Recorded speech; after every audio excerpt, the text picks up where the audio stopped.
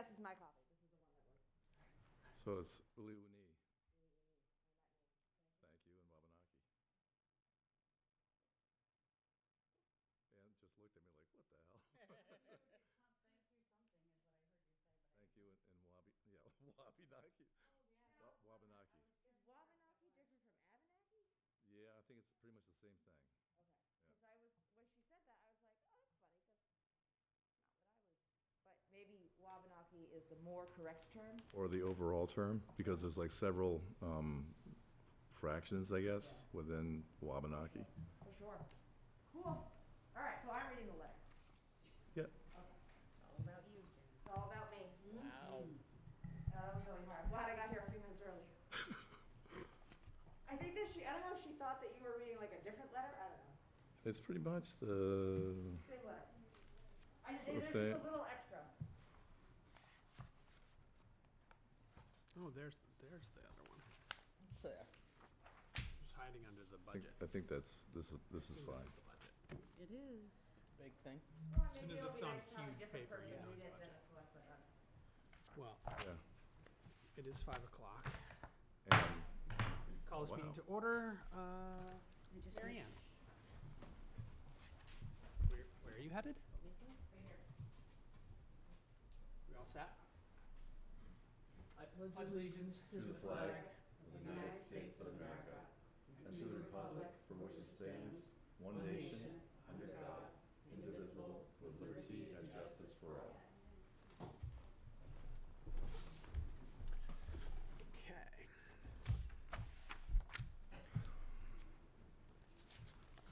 We have some meeting minutes to review. Oh, Ted's Wow. not here. What are we What, gonna I do? don't know.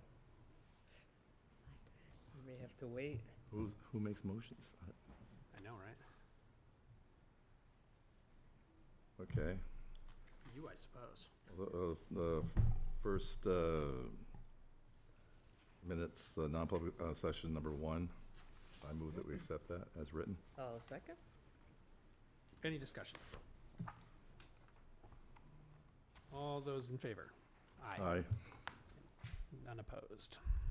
I make a motion we accept the meeting minutes from the non-public session number 2 from September 26th. And I'll second. Any discussion? All those in favor? Aye. None opposed. I move, I almost interrupted. I move that we accept the regular meeting minutes as written, September 26th. I second. Good enough. It looks like there's a timestamp that's wrong in these minutes. The motion to adjourn. It's 7:04 p.m. Oh, Should've been like 12 also. well, so 7:34 perhaps. Something like that. 7:30. It's either 7:34 or we return to the meeting at 7:03. One of those timestamps is wrong, though. 7:03, you came out of non-public. Okay, Okay. so it's the one that's written 7:30 that should be written 7:03. Good catch. I move that we accept those minutes as written and amended. I second.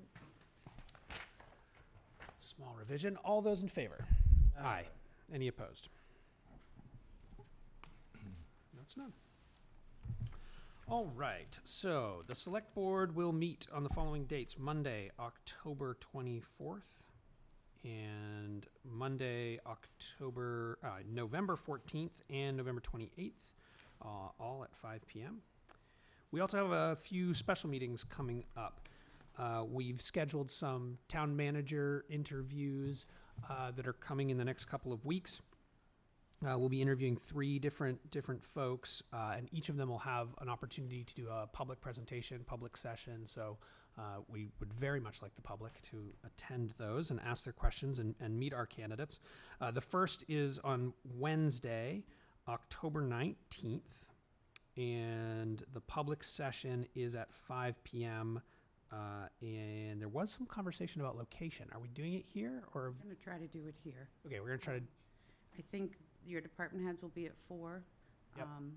right here. We'll do the department heads at 4 here, and we'll go right into the public session at 5. We're going to have Zoom meetings for the first 2 sessions anyways, Yep. so potentially a lot of people will be on Zoom instead of having to come into the meeting directly. And Okay. they can ask questions. We'll Yep. just watch for. Yeah, we'll just have to Hands or moderate something. those and watch for them. Perfect, and then we'll go into non-public with the board for the final interview. But the first one is next Wednesday, October 19th. That's David Porter. And then the next one is the following Tuesday, October 25th, for Scott Whedon. And then the last one will be Wednesday, October 26th, and that's Karina Park. So David Porter, Scott Whedon, Karina Park. Those will be over the next couple of weeks. And then, we'll make a decision on a new town manager. All meetings are held upstairs in Town Hall and will be held by Zoom. Zoom information can be found on the town's website at plymouth-nh.org. Any citizens wishing to be listed on the Select Board's agenda should notify Town Hall before 12 p.m. the Thursday. Reminder that we've changed it to Thursday before the scheduled meeting. All right, I did want to make a very brief bit of chairman comments. We had our infamous pirate party this past Sunday morning, and I wanted to thank the police department, in particular Chief Hutchins, for all of the work he had done in advance to plan for that event. We had obviously a good force of police from our own police. We had state police, sheriff's office, liquor commission, Laconia police, Campton police. I think at one point we had over 30 police officers there for the event, which was a pretty good turnout. Admittedly, for the crowd size, which I would say was probably around 3,000 students, we probably needed another 70 officers to truly make it a safe event. But we did what we could. We also the fire department. So thank you to the fire chief. Tom had I think 10 or 12 of his folks there, as well as people on standby at the in the station. So that was great. Appreciate all, and the landlords as well, who coordinated a cleanup effort that went much smoother this year than in past years. They brought in dumpsters, they brought in trash cans. When the event ended, everybody kind of banded together. In about 30 minutes, we had the street clear, which was full 2 dumpsters worth of garbage that we cleared from the street. But it went smoothly due to the landlord's efforts there, which was all greatly appreciated. And then highway came in and swept the street. So thank you for that as well. But not an event that any of us really want to see happen, but the coordinated response on it was pretty good. Also, the hospital, they did get a little overwhelmed, but they were well prepared in advance.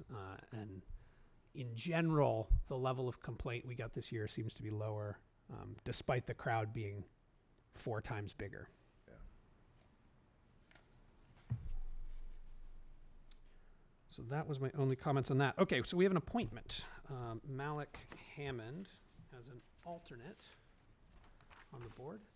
Joseph, do you want to talk to us about Malik Hammond? Yeah, so just a little bit of a background. The Plymouth Zoning Board is a 5-member board right now. By the zoning board bylaws, we can actually have 5 members and up to 5 alternates, so we have 0 alternates. Zoning board is also a bit unique in that no matter how many members are present, there need to be at least a vote of 3 members to approve any application. So it's always good to have a full roster. So we're asking the select board to appoint Malik Hammond as a zoning board alternate, and he wrote a letter, but I don't know if you want to just introduce yourself, and they do have the letter that you wrote and a memo. Wonderful. Hi, Bill. My name's Malik Hammond. I've been in town for close to 10 years now. Part of the community, as my letter states. A friend of mine is also on the zoning board committee and mentioned the need for alternates, and I am blessed to have time to help out, and just wanted to give the community a hand as I can. So it's as simple as that. I move that we appoint Malik Hammond as an alternate member to the Zoning Board of Adjustment. I'll second. Any discussion? All those in favor? Aye. Aye. Any opposed? Welcome to the zoning board. Thanks.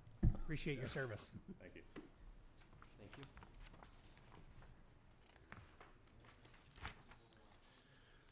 We have a couple of letters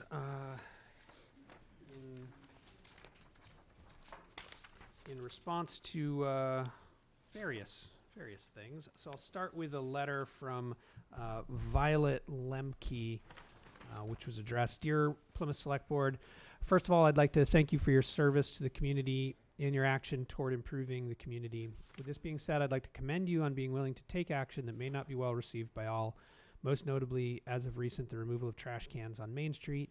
Having originated from a town that is heavily dedicated to upholding the status quo on almost every issue, having a board that's willing to take risks and make changes is very meaningful and impressive. While the issue of trash can removal has been divisive in the court of public opinion, I would argue that it was a necessary decision that marks a change in our culture of consumption within the community. Those who are against the trash cans removal are used to a culture in which the usefulness of a commodity is measured in how easy it is to obtain and dispose of. It's convenience. Removing trash cans forces us to reevaluate the way we consume in a way that is important and impactful. It makes us reevaluate utilizing a new plastic water bottle every day as opposed to a multi-use bottle. While the transition to mindful consumption may be a difficult one, it's a worthy endeavor in improving our community's culture and production, or limiting thereof, of waste. I greatly look forward to getting more involved in this community and attending public board meetings in the near future. Well wishes, Violet. It's nice to receive that. Any comments from anybody? No, it seems to be. I noticed a couple of pizza boxes on the common, but nothing crazy so far. So still mostly quiet. Yeah, in my opinion. Still a strange season for us to test it, but we get more trash now in the shop, so. That's true. You're dealing with a little bit more in the store. Yeah, that's okay though. Not a big deal. Well, when was our official reevaluation of that? It was. We're doing it every month for quite some time. It's been 4 weeks. I think Yeah, it's been a month, right? Yeah, I think so. It's been Yeah. a month. With that in mind, are we in a position where we think we continue the experiment? I don't think it's our busy Yeah, time, it's probably worth continuing. right? And maybe it's a seasonal thing. Maybe we put out the trash cans during the warmer months. I don't know. I think it's still too soon to. Too soon to make a final decision. Yeah. Okay. And maybe at that point too, we got someone from the audience, but I also have like probably Joe and Parks and Rec. Absolutely, and yeah, I would And love the to get a full few more board. folks in to have a conversation. Maybe we could even put that on the next agenda. And? Get your mic. Oh, well, oh crap. So, Grace, did you Yeah, have a so I comment didn't- about trash cans? Yes. I think this is great, and I love Violet's letter. Is there some information out there about what, the intention of doing that? Because I think, certainly in a college town, that could be very helpful, like just not, oh, they took away my trash can, but why? I think, because I knew they were going away, but I wasn't quite sure why, but Violet's letter was just so poignant. And Yeah, she probably put it much nicer than we ever did. no, I'm not saying you didn't, but like if there's No, a no, sign I think and she say, did. I very much think that Violet did a nice job with that letter. We did talk about putting a carry in, carry out sign. and signs There is apparently have been something ordered. there, right? They've been ordered, I Signs guess, are placed. in, we are waiting for the posts, so they Oh. should be in Okay. Awesome. place within a couple weeks at the most. Is that just on the common or along the streets as well? No, it'll be in the common down at Riverside Park and Okay. also Fox Park. We weren't going to put any along Main Street right Okay. now. Okay. I think that makes sense. So, It's- consensus, continue, and we will reevaluate. Maybe in 4 weeks, we'll bring, have Jim come in again, and, we'll have, just make sure everybody's here to give their Parks and Rec, and anyway, get that added. Thank you. Joe. Next letter is from Ike Langendorfer, which is actually addressed to Bill, but I'll read it unless you want to, Bill. Go ahead. Bill, I personally feel the parking tickets in Plymouth are very costly. $30 is a lot. Concord only charges $15. I called. 2 days ago, a woman in a purple top was writing tickets and placing them on the cars.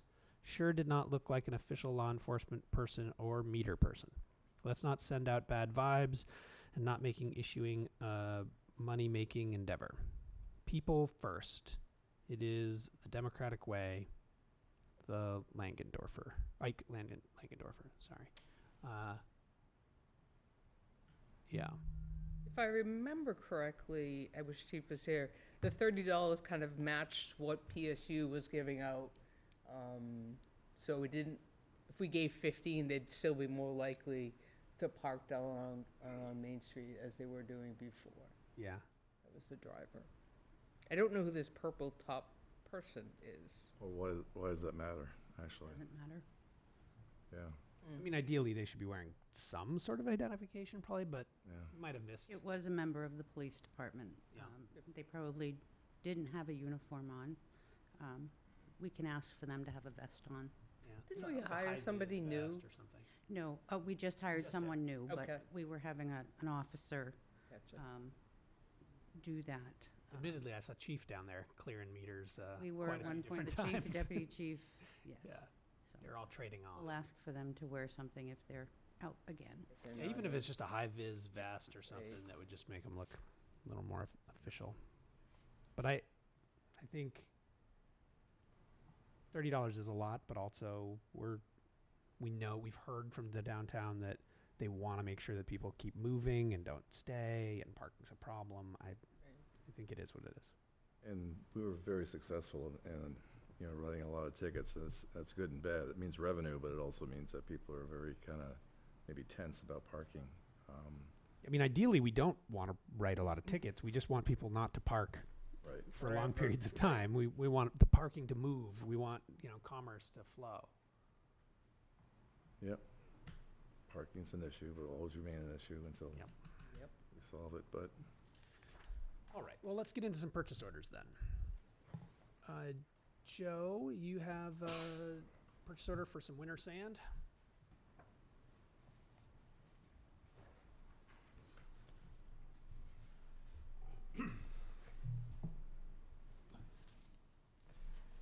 Yeah, it's that time of year again.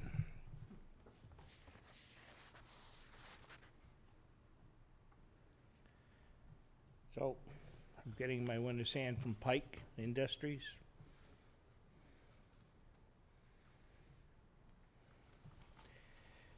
And a couple things about it. The sand is I pay a little bit more, but it's better quality than what I can find local. But it seems to be, we used them last year, it seems to be working out well. And the price, there was not an increase, so we should be in good shape. despite another contractor bidding lower,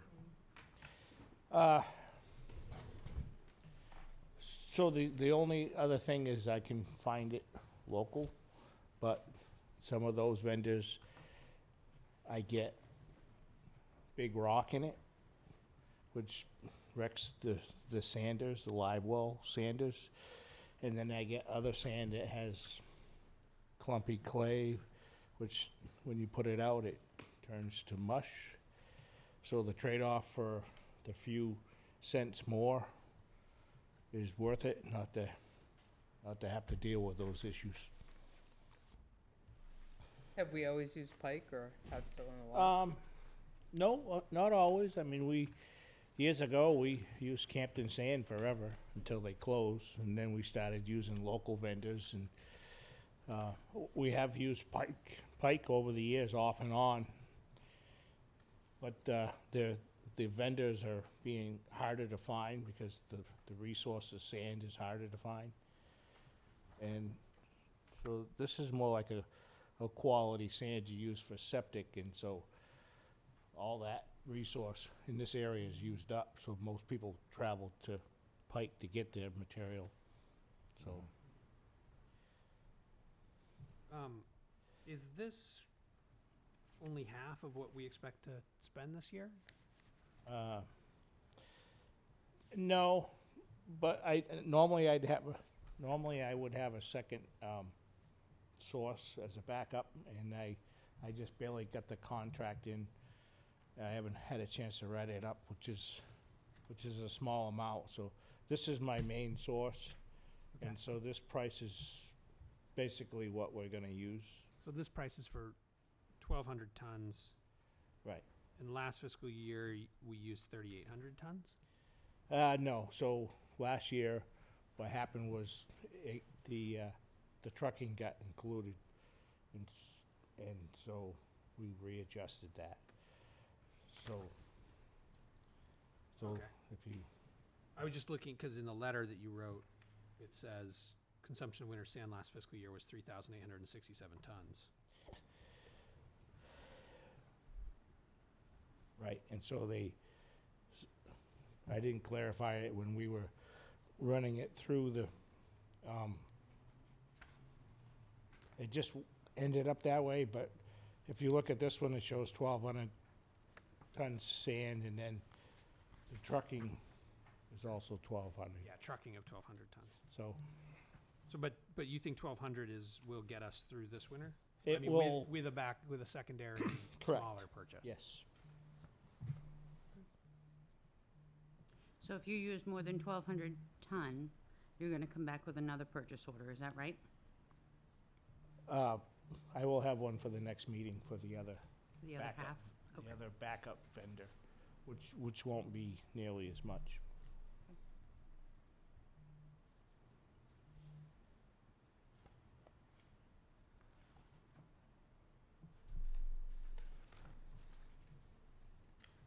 And this is all in the budget, these amounts? Yep.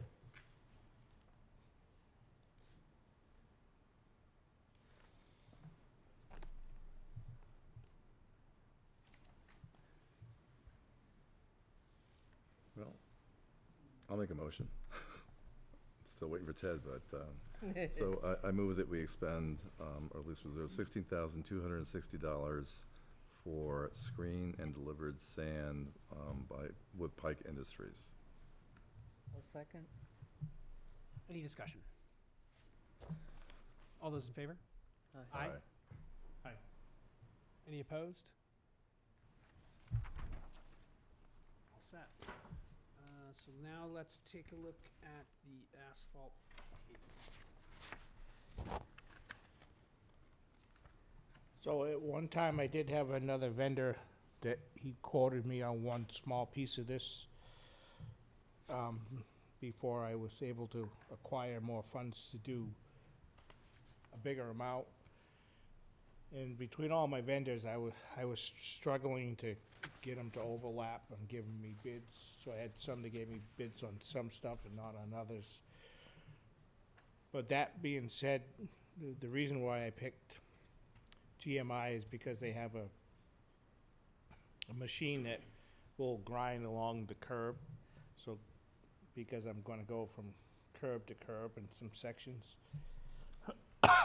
And if I don't grind that, then what happens is that asphalt sits higher up on the curb, and then the water won't flow to the basins. And that's the whole purpose of what I'm trying to do, is put a crown back on the road. These areas I'm paving, the wheel ruts are deep on the far end of Highland. If you drive it, like down by Hitchners, there's a couple sections where the wheel ruts where you drive they're pretty deep, so the water just runs down them and it doesn't go in the basins. So the failures are getting worse on the road. So this money that I was given to fix these roads is what I'm doing to fix 3 sections of Highland, the worst sections, which will make it, put the water where it needs to be, and be a big improvement for Highland, which is a high-traveled road.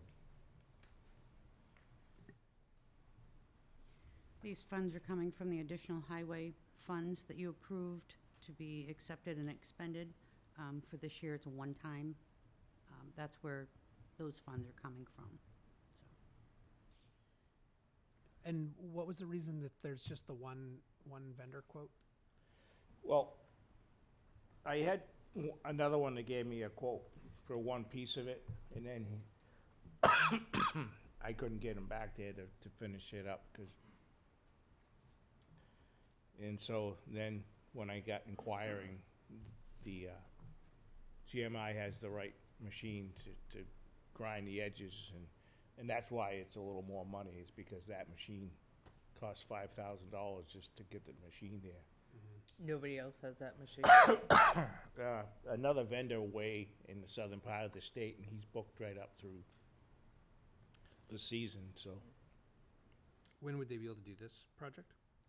This is gonna happen before snow flies. Is what he told me, Wow. which is soon. Right, Very soon. could be tomorrow. Not tomorrow. I hope not. Maybe not tomorrow. I hope not. Joe, does recycling facility ever reach out to you when they're gonna be doing paving on their road? I've noticed that there's some holes on it. Have they reached out to you to perhaps consider combining, getting a better price? Not the two latest gentlemen, but there was, before that, they had reached out to me, and we had jointly worked with them to fix some of their paving, but not recently.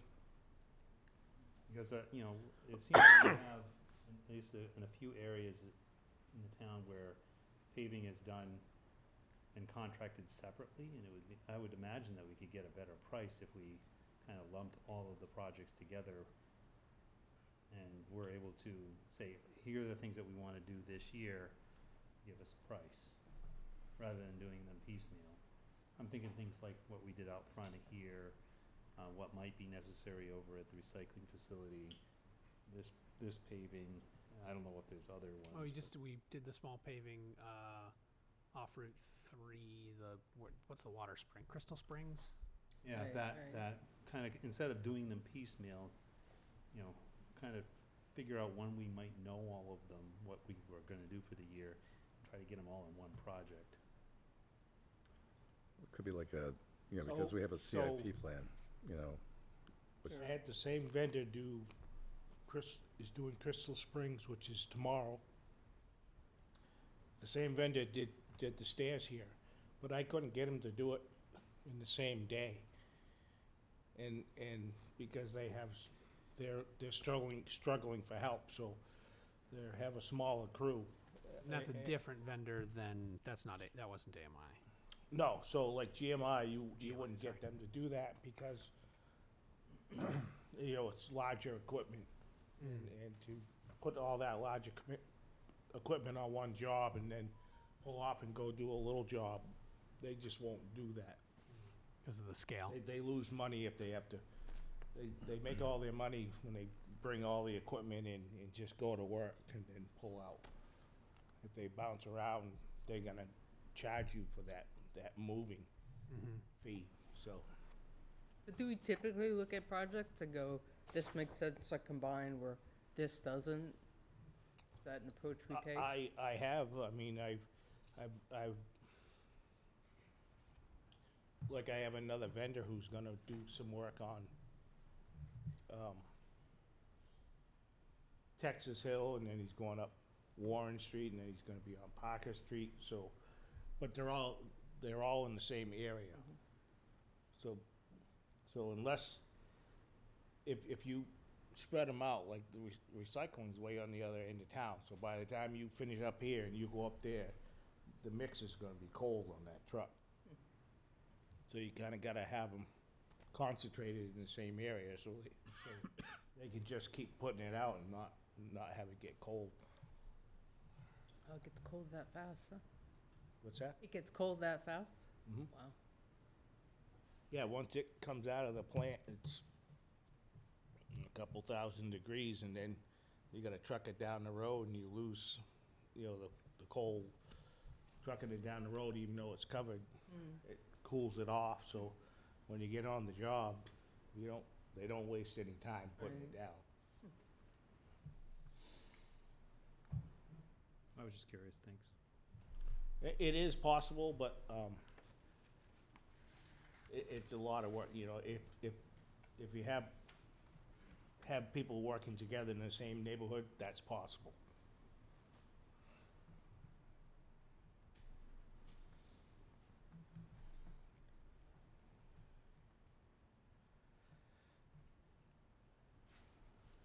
Go for it, Ted. Okay. You're back in the chair. I'll make a motion to accept the bid from GMI Asphalt Paving for the Highland Street overlay in the amount of $82,139. I'll second. And waive the competitive bid. And waive the competitive bid. Any discussion? All those in favor? Aye. Aye. Any opposed? Sounds good. Thanks, Joe. Good luck with that project. It's an important one.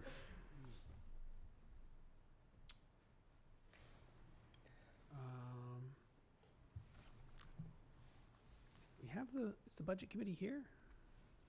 They were here earlier, and I'm not sure, maybe there was some confusion on setup meeting with them. So I can just quickly go through your spreadsheet here if you wanted to. Okay. I didn't know if I you didn't know if wanted. they're not coming back or anything. 'Cause if they, I mean, we could take a couple out about order. Sorry, I wasn't here Okay. Friday, so I don't know. Okay. And I don't have phone numbers that I can just reach out to them, unless Okay. they're online. I It's don't see Tuesday, them. so it's a weird date Yeah, for it is. things and easy to miss Okay. it. Okay. If you wanted to go out of order, Zach, and see if they're here, and when you're done, we could, it's up to you. Let's do that since we have a couple people who are here, and then they won't have to wait around quite as long. They may choose to stay for the whole meeting, but let's skip to Grace Garvey to talk about the solar finance model. Yeah. So I'm being accompanied tonight by Ted Van Zant, who some of you know from Barrington Power. Just to recap really quickly, I know the select board had a chance to go to all the sites along with Joe. And we've, based on those conversations that ensued at each of the sites, we decided to table right now the conversation about the cap at the landfill and the police station. And so what Barrington Power and the PEC did was narrow down their focus to the 3 sites that hopefully are in front of you on a cost comparison, cost-benefit model. And Ted's here to kind of explain that and answer questions. I mean, one eventual question that we're going to have to ask the select board to help us with is that should we be further narrowing down the sites? Because we don't put a lot of energy into any of the particular sites that eventually are not going to be recognized by the select board as being appropriate. So I don't know if we have to answer that question right now, but I just want to throw it out there. We can talk about it right now, or we can let Ted talk about the cost-benefit model. I'm not sure if I'm reading this wrong, but I think we only have the Hitchner location. That's what it looks like. So there were 3 tabs on the Excel that I explained to Dawn, so I don't know if she My missed. guess is she did not printing print the other three. 2 tabs. I can give you my copy. That's only 1 copy, though. Do we have any extras?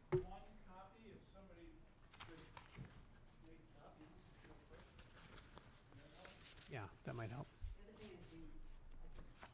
We can run. We can keep it higher level.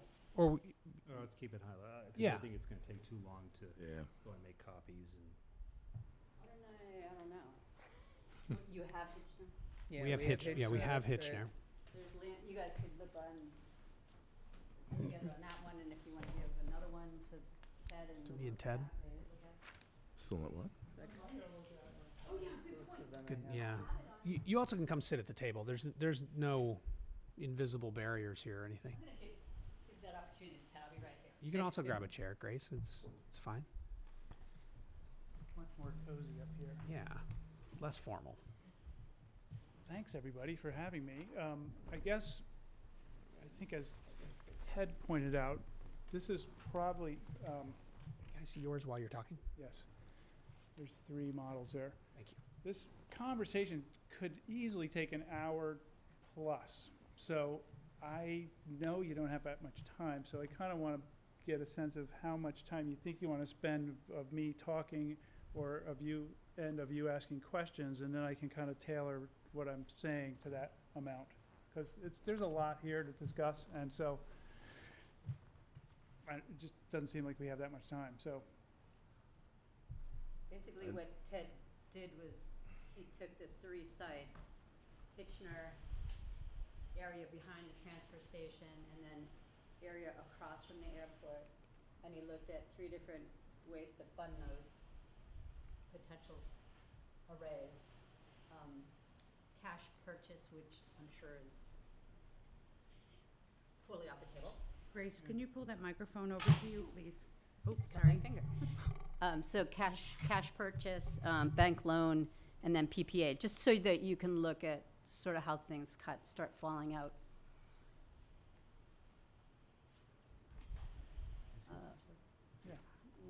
So, I'm gonna have you like, do for this. instance, Sorry. Thank you. do we want to talk about how we evaluated the sites and compared them? Or, Yeah, if you could walk us through that, I think. Yeah, 'cause there's I a think lot of that drawing our attention to what are the differences between these and how are they being evaluated here would be. okay, that the ultimate evaluation is the model, but I'll tell you in general, so what we look for in a site is for a roof, we want a new roof because solar panels last 25 years. So you don't want to put on a roof that's going to have to be replaced within 25 years.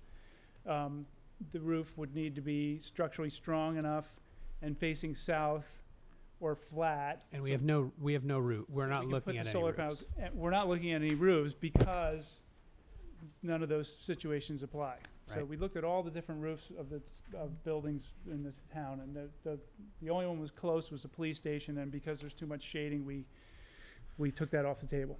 Mhm. So for land, you're looking for, it's land that's flat, ideally already cleared, near to power lines or close enough that we can get our wires to the power lines. No wetlands or any other environmental concerns. And then another big factor is ideally where we would put the solar where the use of the electricity is. And that's why the police station was good, because there's fairly high use there. But if you can't get enough solar on the roof to offset it, it doesn't work. So unfortunately, there's no land available next to high-use buildings. So what we're ending up with is what we call a greenfields solar project for two of them. That would be the land above, the land next to the airport and the Hitchner site, highway department site. Those are what we would call greenfields projects, where you're really just putting the solar there to produce power, and that those kilowatt hours that are generated get credited back through group net metering to all the other electric bills that the town pays. That all make sense? Yep. Okay.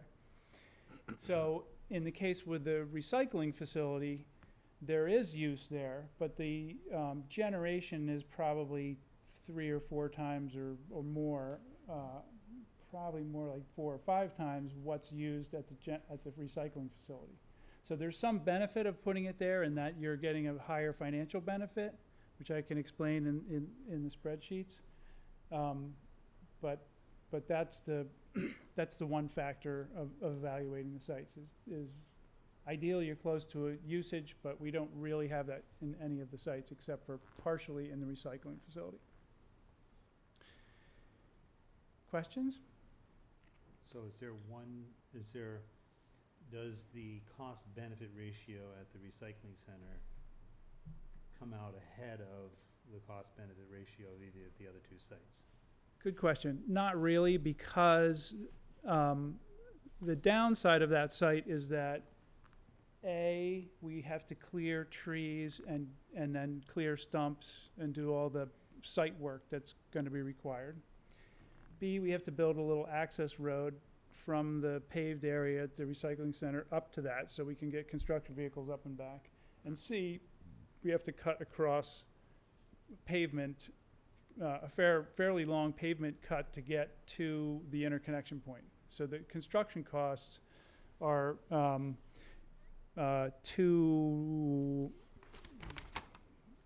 I think Ted figured it out to be around $50,000 if we had to pay up front, Yeah. based on a project he just did in Bristol. If you look at a comparison between the sites, the land above the recycling facility is $2.98 a watt versus $2.35 for the Hitchner Highway and $2.45 for the land by the airport.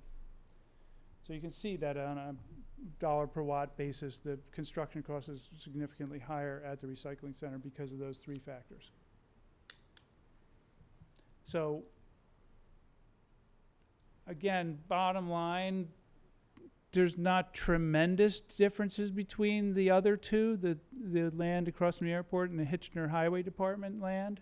If you look at, again, the whole evaluation of this. But the downside of the airport site is that it's single-phase power out there, and we're proposing to do a rather large single-phase project, which would be definitely the largest single-phase solar project that the co-op has ever done, and so we have no precedent to understand whether they're going to approve that or whether there's going to be a big cost to do that.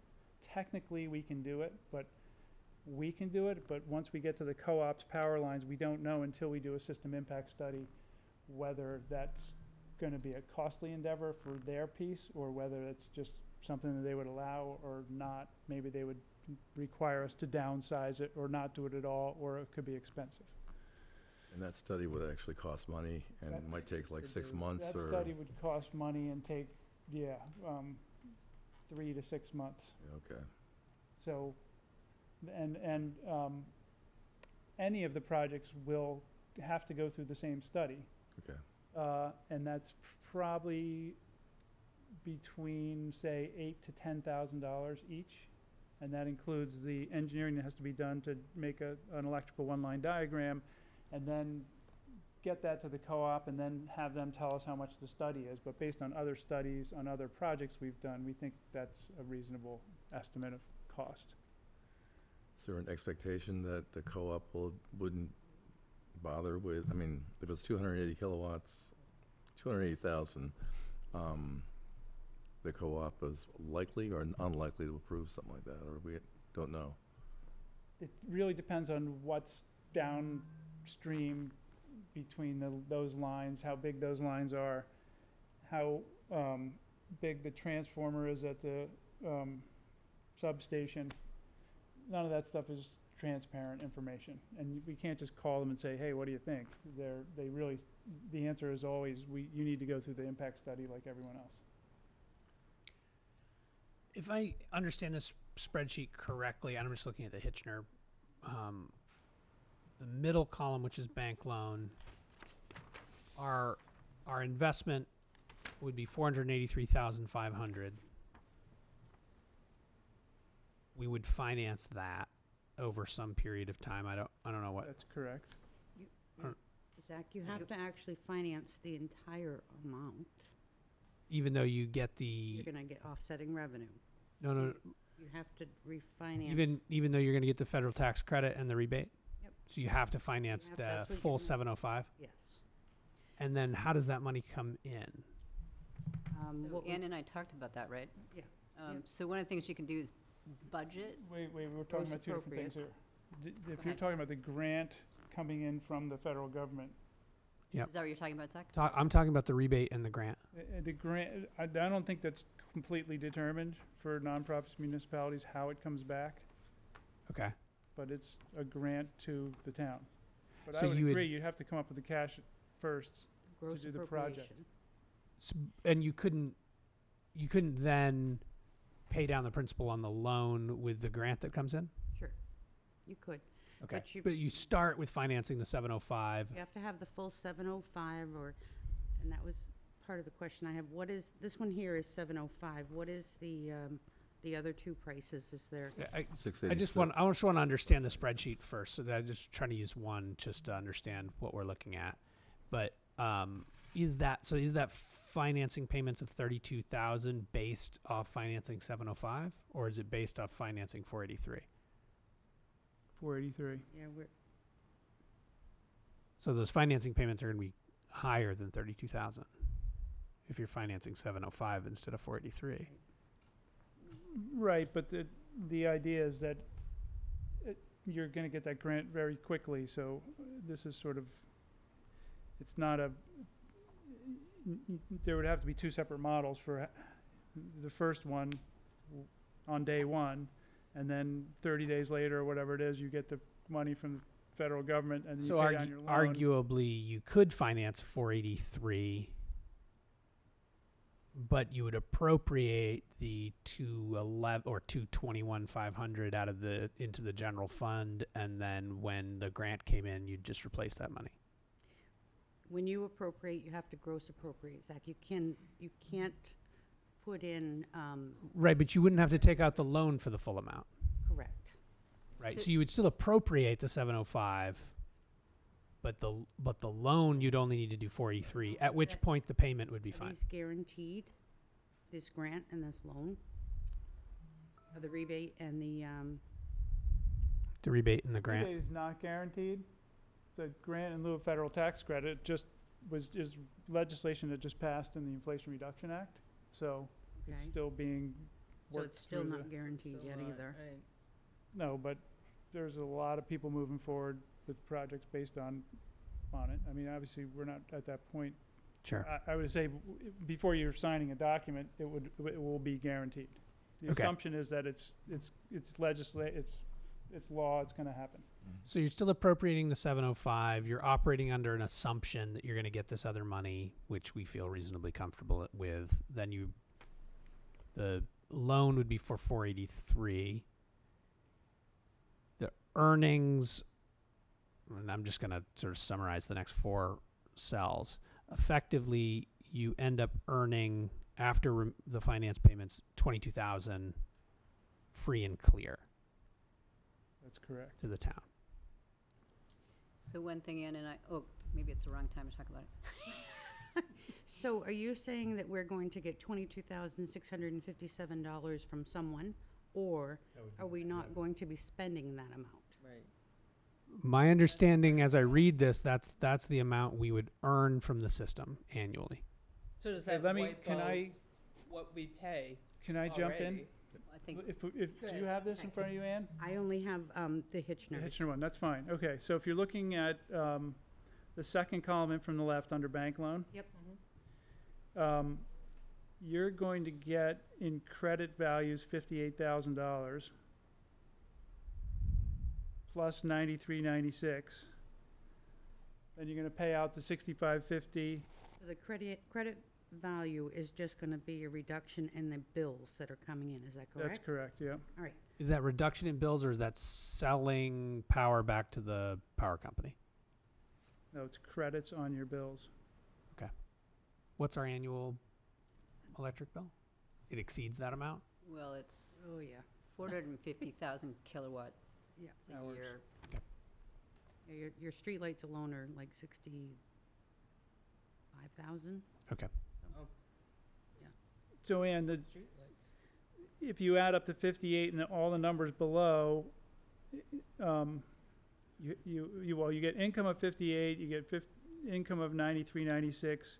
You have a annual payment to the co-op of $65.50. You have annual insurance and O&M fees of $6,000. And then you have finance payments of $32,201. And the net result of all those costs and debits are a positive $22,000. Which would then just go The to idea is offset. that your savings of the electric bills are paying your finance fees. So that would be a project that would pay for a third of our streetlights. Free and clear. So Now- can we just talk about what are the other prices, because we don't have them in here in front of us. This one here is $705,000. What is the next project or location cost? If I may, sticking with this model, can we get to that in a minute? Because I want to point out a very important part of this model. there's some assumptions being made here. This is based on the current electric rate we're paying. And an assumption of a low loan rate, which is 3% by the, from the CDFA. So those are two big sort of toggles. So again, we don't know what the co-op adjusts their rates every 3 months. We don't know what the rate's going to be next 3 months. And we don't know what's going to happen to the CDFA money that's available to towns now at 3%. I've been told that the CDFA will have money at 3.5% next year, so I'm pretty confident about that. They're a pretty good organization. The other one, you have to have a crystal ball to know what the energy rates are going to be next, round. So that's why I did the next column over to the right. The next set of columns over to the right is more of a worst case scenario with 3 months ago rates. Okay. Yep. Okay, Here. which are much lower, and a much higher bank loan rate. So in that case, instead of 22,000 positive, you're at 8391 negative. So I just want to be clear that there's two sides of the story. If I had to guess, you're going to be able to get that low interest rate, and energy rates are going to stay high. So you're going to be in the positive column. Where exactly in the positive column between 22 to 657 and 8391 negative you're going to be, I don't know, but I can't prognosticate that well.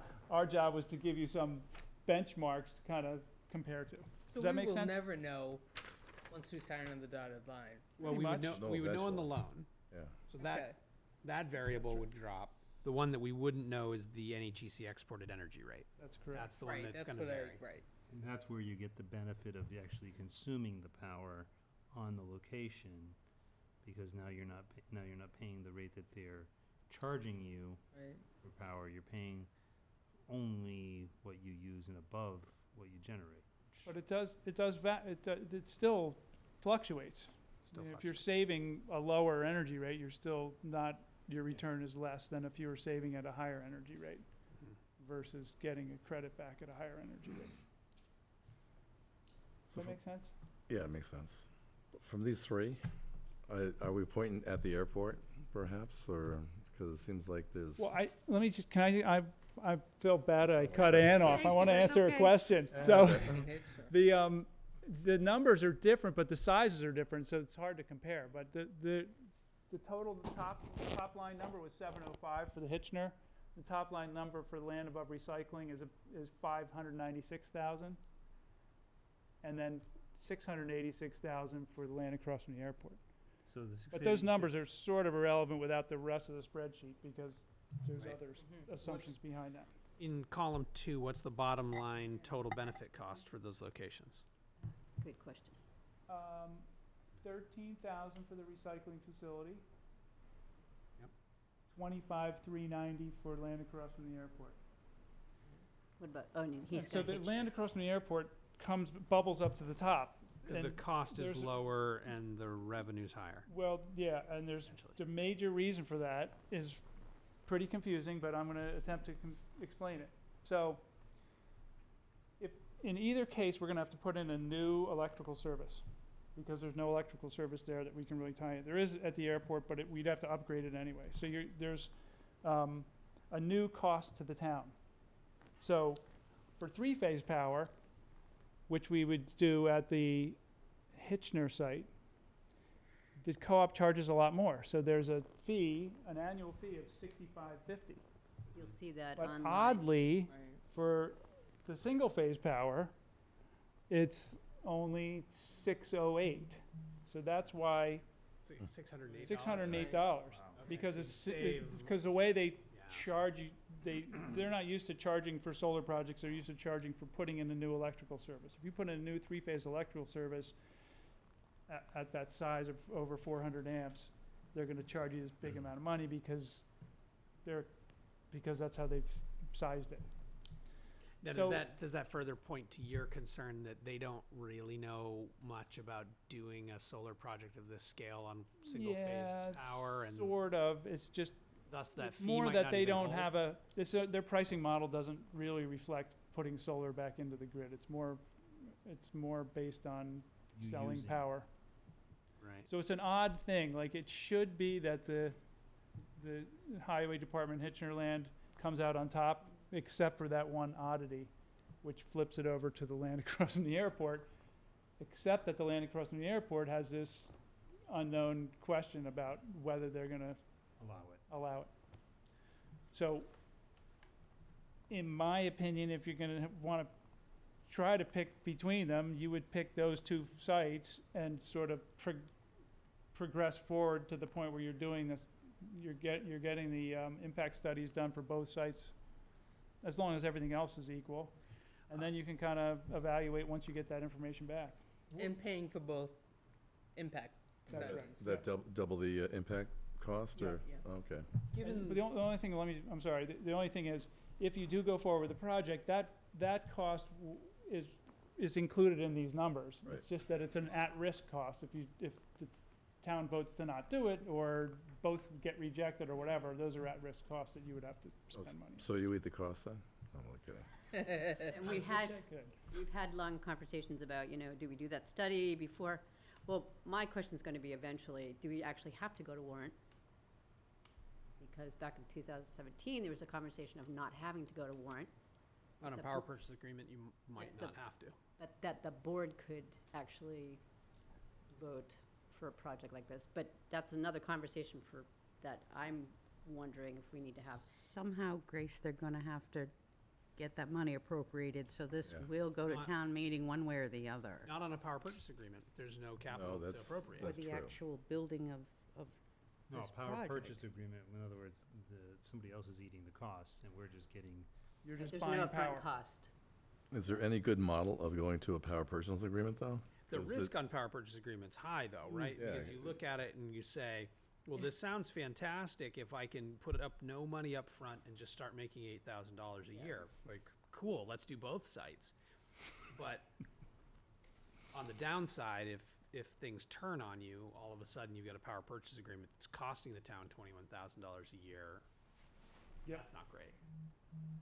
Well, the numbers do show that a loan would be in the financial benefit of the town. on the low side, which we won't see these rates again for a while. Yeah. Yeah. So, So on the Hitchner property, I don't know whether or not the board has considered this, but I know that the highway department at one point has looked at that property for their future home of their building, which at some point will be put in the capital improvement plan. How much acreage is being It's 5 acres. a little over 5 acres? 5. And how much acreage is there at Hitchner? Oh, it would take up 1 acre, right? Or one? And it's a 5 acre lot. Okay. It's actually a little over, Okay. but So- there is a right-of-way, power right-of-way. You want to speak to it, Joe? Yeah, Joe's here. So I just want to make sure that we're Yeah, considering absolutely. all the, Yeah, we have met with Joe. right. And again, we're just, we're reporting to the board. Yeah, and admittedly, We're not like, if you were going to build you a should, highway building there, right.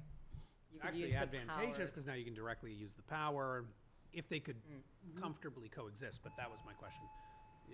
Based on where they're talking about, I know you have equipment there, you have some piles there. Is there a way to coexist, or do you think that really puts a tight grip on that location for you? Well, we already share a little piece with the fire department. They have their trailers there. And on top of that, if you look at their layout, the area that they want to use, we'd have to move what we do in that section to somewhere else.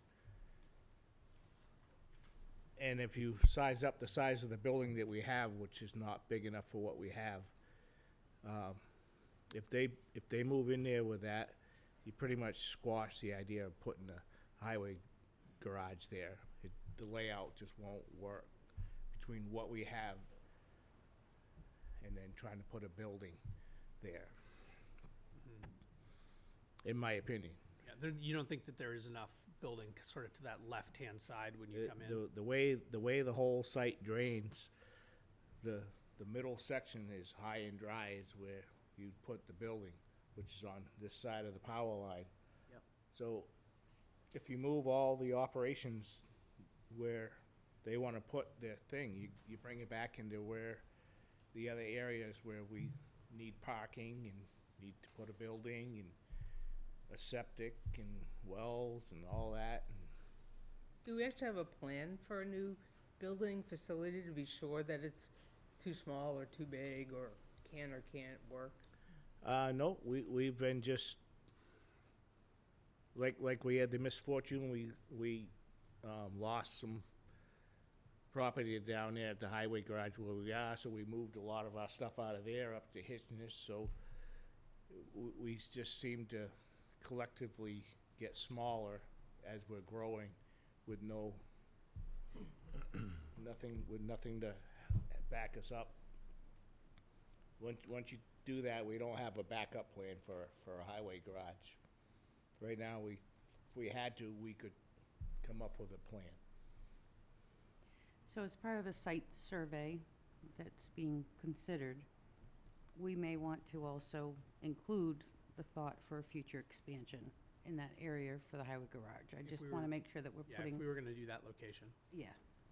So you mean like figure out a square footage for a building and see if it would coexist, as someone used that word? The other thought is at the airport, we just want to make sure we have an airport master plan that we did 5 years ago, Yeah. 4 years ago. It was 5 I years just want to make sure that It's not at This the is airport. land across the It's street. across the street, yeah. but that property was also included in Okay. that master plan, so we just want to make sure that even though they're not using it right now, I want to just want to make sure that we're, What is the life cycle of those solar arrays? The panels are warranted for 25 years and expected to last 35. That's what most projects are financing them at now. So by the time we get in the process of moving up there, your solar panels be near the end of their shelf life, and we'll end up with a toxic pile of stuff that we'll have to deal with. Any plan would include decommissioning. Okay, I had not heard any of that, so. Most towns and businesses and communities and schools that are doing solar projects are planning for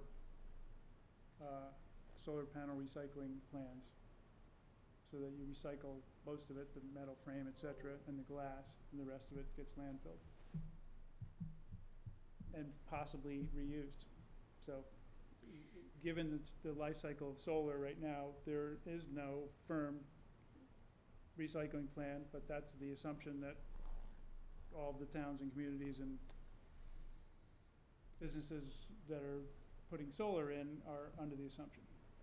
so when We're making that assumption as well. You'd have to, yes. You'd have to And so assume we'd that- have to have additional pricing as well for that.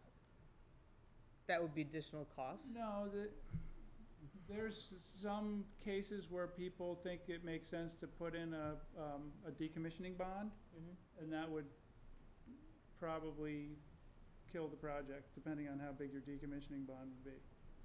So, we've gone through this at several towns, and all the other solar companies have as well, all over every state, and this is being done, and the bottom line is, if you're gonna put a decommissioning bond in, there's gonna be a cost. So you either take the risk that in 25 or 35 years, there's a way of recycling, disposing of solar panels.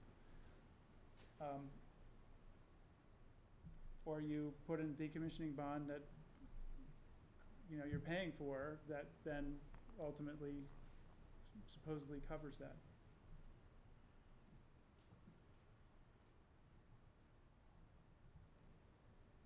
Can I ask a question?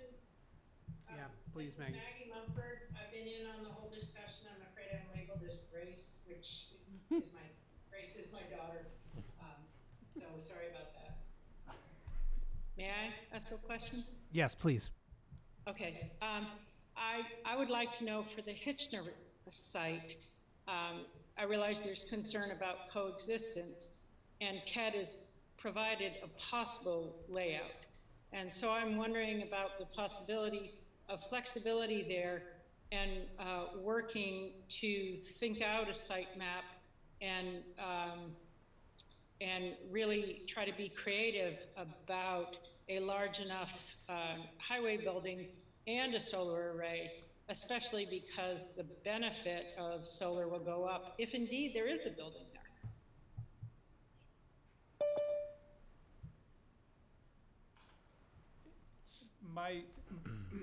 From a solar perspective, we picked the backside because the front side has no trees and that provides shade-free solar access. So you couldn't really move it forward. That would impede the access to the site also. So I think, Maggie, the best thing you could do would be to reduce the size and allow more room for the highway department, but you couldn't really shift that array within that site. You know, where it is kind of the only way to put it there. So for me, if you decide on that site, I can tell you that we would just shut down our gravel operations where we make our own gravel, because the way it's laid out is the only way that works where it is. And when you drive in that lot, it's narrower driving in, and it gets bigger. So you're taking up the biggest part of the lot to put those rays. So if you choose that site, that's probably what we will do, because I won't be able to do both, put a building and have that operations. And then the two other things, that's an overflow for all our snow in the wintertime. If you have a bad winter, we have a place in town we put it, but when it's full, that's our overflow. And that's right where we put it. There's that, and then we've had a lot of weather storm events where that site they want to use, we keep having these washouts, and so we in the last 3 years we've had to repair that at least once a year, because it keeps washing out. So all the water collects right there. That's where all the water goes from that whole lot, from the top to the bottom. And so there's going to be a drainage issue for that to deal with too. That's water coming from like where the Hitchner building is? Where you drive in the entrance, all the water pitches downhill, and it goes straight down the lot. I mean, it tries to go off to the sides, but if we decide to build a building, that was part of how we were going to lay it out, so we could, with drainage and catch it all and have a plan. But right now, we keep having washout issues down there, and they're not small ones either. They're huge, and so you'll have your challenges ahead of you. Great. Okay. So where do they go now? What is the board's direction for them? There is sort of a standing question for me, and that is, are we thinking that we should eliminate one of the three sites, right? Yeah, at least one. I mean, to me, it would be the recycling center, because the cost to benefit is not as strong there because of our need to clear that site. But I mean, that would be the one that I would eliminate. I would eliminate it as well. I agree. That really narrows to Hitchner, which has its own set of problems, and Airport, which has its own set of problems. Well, yeah, I mean, it certainly seems like one step would be to look at the airport master plan, and that could be done pretty Pretty quickly easily. to check that box off. And the next decision, I suppose, is which of the three paths are we interested in?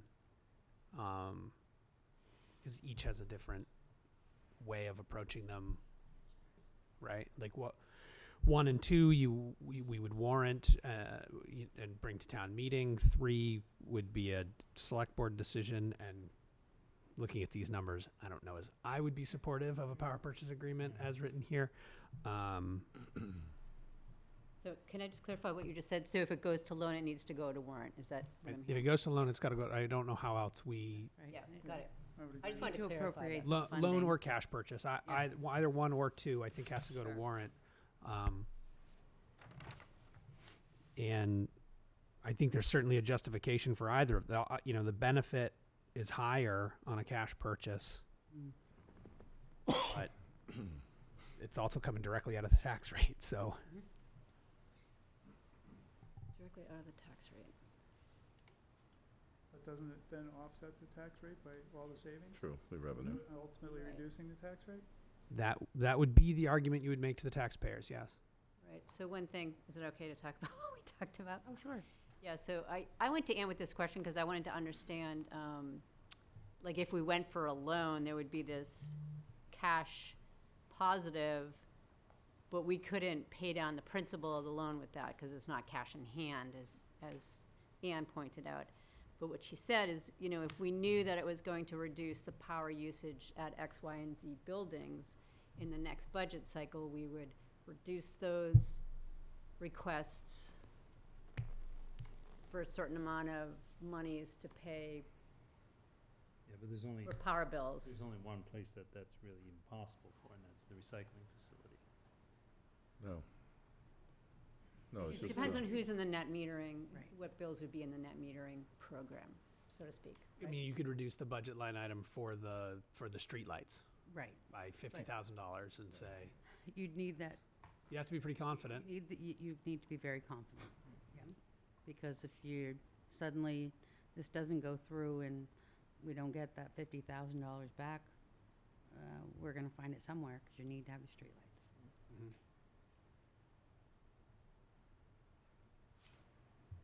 Yeah, and in year 1, you have to increase the tax rate to cover the whole thing. Well, you're increasing the tax rate by the loan payment. Not if you do cash purchases. Oh, not if, no, cash, I'm sorry. You Right. do the full increase, Full amount. and then you'd have the offset, but it really wouldn't benefit the tax rate until year 9. Is it fair to say we would probably take the cash purchase and possibly the PPA off the table? And then, Yeah, I Sounds would think like so. it. Neither one of them seems very. I would take PPA off the table. I think the cash is interesting, but I think it's a little bit harder to sell. So if I may comment again, Of and I've had experience with PPAs, and I agree that the numbers that are given, the PPA does not look good. There is always the option, the PPA doesn't have to go the full 25 years. We could buy it out along the way after 6 years. And we could buy that out with a cash purchase at that time, or we could take out a loan at that time for it. So it's a little more complex than just saying, no PPA, gotta go with loan, or can't do cash purchase. If we need time to sort out more financing before actually purchasing, if that 6 years sounds like a good tactic, then that may make that PPA more reasonable. Grace and I have had differing opinions on the financing, and I just, before you toss in the towel on the PPA, I wanted to bring that up. But I think certainly the models would say that PPA is not a wise way to go. We also might not get we would not get a federal grant, Under the obviously. You wouldn't need it. Yeah. So the anticipation of a benefit would be lower, but Yes. Thank you. mean, I'm one of those people that are like, can we narrow down the focus at least? You know? Yeah. Because it's lofty, right? And we've done it, I mean, Maggie and James Miller went out and like evaluated, 30 sites and like, woo, we're finally down to maybe these 3. It's like, that's huge. Yeah. And And so, I think you can turn 3 into 2 right. and maybe your financing option to 1. Correct. So then you're ready for a warrant article? And actually, you were suggesting that we do 2, at least have like, My suggestion would be to write the warrant article so you're flexible, and so that you go, once the town approves it, then you can go get your study done on both sites, and then you have a better handle on what, assuming that there's still both sites on the table. Yeah, and then if one of them also fell through for some reason, you wouldn't be delayed a full year, have to go back to town to get reapproved for a new location. That seems wise to me. yeah. So do you want to have a public hearing at a November meeting? I think we already have get one on the s- calendar, don't we? This is a public hearing for the warrant article, Grace wanted to, or just generally a public hearing? just a general public hearing. For the project. Yes, if we're going to bond, we need to have a special public hearing. So, And we have to have that in advance of town meeting? yes. Okay. Yeah, before your budget, usually. Okay. You have that bond. It depends on what's out there for expenses, and right now we're getting really decent rates, but they're going up quick. Mm-hmm. So 3.5 is probably the best you can get, or 3. I'm sorry? 3 or 3.5 is probably the best you can get. I mean, if you went to the bank, it wouldn't Actually, be we're that. getting 1.75 right now to local Well, bank. that was because we did it a couple of years ago, so. Well, it was only a year ago, Yeah. but If You only wouldn't we get that had rate if you went to the anticipated. bank today. we don't know that. We're a municipality, we might. Okay. So we'd have to look into those, but We wouldn't want to really look into it until we knew the warrant was passed. Is that fair to say?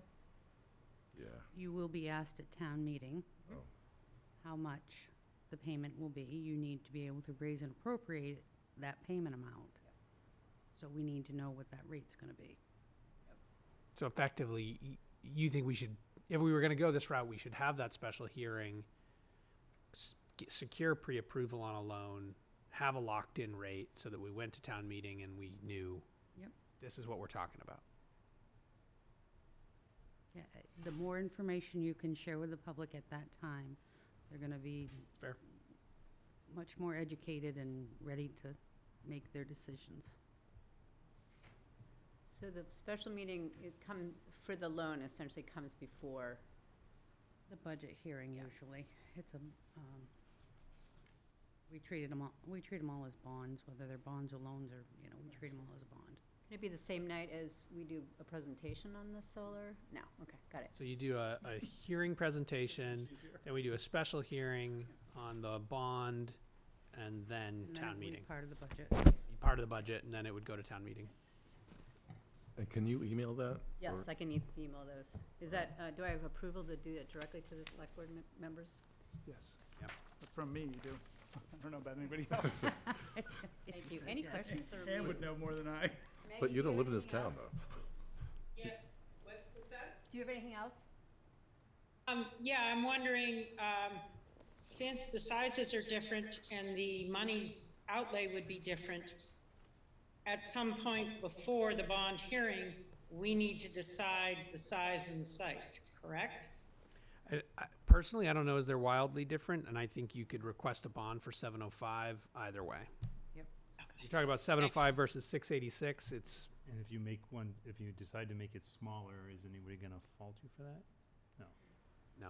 Okay, thank The you. cost that Won't Joe borrow spoke as of as much. far as water runoff, do we need to won't include borrow those, as that much. price in there as well?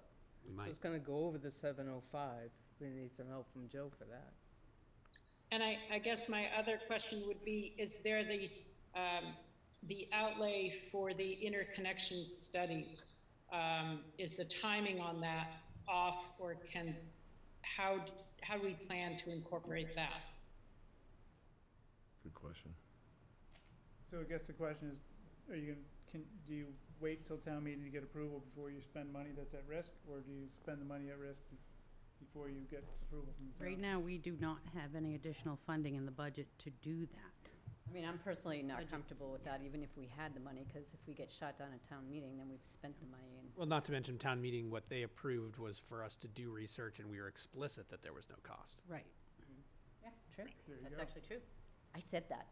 You did. On record somewhere. You stood up very So publicly. we're not asking for any money. Asking for any money. So next we'll need to question know, that we'll leads need from to know that then those is. numbers as with well, the- right, for this, go ahead, Maggie. Oh, sorry. The next question would be, so with the potential for complication in terms of single phase out at the airport, does Ted still envision that this could get done before the end of calendar year 2023? If the monies aren't approved, hopefully, until town meeting to get the interconnection studies done? Sure. Okay, It's not out of, great. it's not out of the question. If everything moved along wonderfully, it could get done by the end of the year. The big question is how long it takes the co-op to do their study, which is out Right, of, out of okay. anyone's control. And I know that was our goal, but we might have to shift. Yep, yep. I mean, As our long as goal meeting. everybody, Go ahead, sorry. yeah, but then would there be complications in terms of the appropriation if we can't get it done till the next year? Our appropriations would go to the 2024 would be the end of June. Yeah. And then we could just carry it over if we needed to as an encumbrance. So that money, once it's appropriated and the board can approve that being encumbered as needed. Thank you. Can the board just vote not to let Anne retire before? This is a general rule. No rescue, Not I the hope. place for Thanks. joking, sorry. No. So I'll see you on Thursday then. Yes, thank you. Oh, are we good? Anybody else? Well, I was gonna say that we've already established, connectivity with the electric cooperative with their new, president, so therefore it probably should be pretty easy. She was here for the Oh, right. hearing on Yeah, broadband. the broadband though, isn't she? No, she's the. The whole electric deal? cooperative, Oh, Yeah. okay. I think that gentleman there was president of broadband or whatever. Okay. Yeah, let's hope that the town can get a little better treatment on the quickness of the impact study. Exactly, that's what I'm thinking. I'm all for it. Thanks for all your time. Thank you, everyone. Thank you. Thank you. All right. Fawn Gaudet. Hi, how are you? Mike. Thank you. Actually, I have a public resident that would like to speak first, is that okay? I think that would be lovely. Thank you.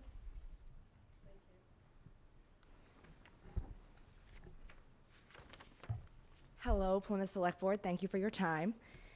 I am Jenny Tebow, a Plymouth, New Hampshire resident, and I am requesting the town of Plymouth, New Hampshire change Columbus Day to Indigenous People Day. And I have a little thing that I wrote up. But before I do that, I want to ask, it is still Columbus Day, right? In Plymouth, because not all sites are saying Columbus Day. So I just wanted to check. So this would be to make sure that everybody is on the same page. At least 12 states have changed to celebrate Indigenous People Day, including the District of Columbia, and over 130 cities are now celebrating it. In New Hampshire, over 15 towns celebrate Indigenous Peoples Day, and the list is growing. Lee was the most recent. We're supported in this movement by the New Hampshire Coalition for Indigenous Peoples Day and several Indigenous activists and Plymouth, New Hampshire residents. Before Columbus's era, there were millions of Indigenous people in North America, South America, and Central America. Columbus Day is not a day of joy. It is a day of mourning. Columbus never set foot on the continental United States. He sailed to the New World 530 years ago, many millennia after the arrival of the first people of the Americas. He did not discover America. It was already inhabited by over 100 million indigenous people. Furthermore, Columbus and his crew murdered thousands of men, women, and children. He kidnapped native people and brought them to Europe. During this period of terrorism and genocide, indigenous people were massacred, raped, enslaved, and tortured. Changing this holiday to Indigenous People Day offers honor and respect to the Native people. As Columbus Day, the day only marks a false representation of what happened in the past. We must never repeat this. By changing the name to Indigenous People Day, you will offer truth. It is a chance for New Hampshire residents, Indigenous and non-Indigenous, to honor those who came before them and respect Indigenous peoples who survived to carry on such rich Native traditions for our future generations. It's my great hope that the town of Plymouth will begin to celebrate the real first people of New Hampshire rather than a man whose name lives on in infamy by anyone who has studied his horrific violence. In the words of the Wabanaki people, which I probably said wrong, uli uni, which means thank you. So again, thank you for your time. Thank you, Jenny. Do you have any questions for Jenny? Is your intent to take this further? So yes, so I believe that the next step is that it has to be a petition.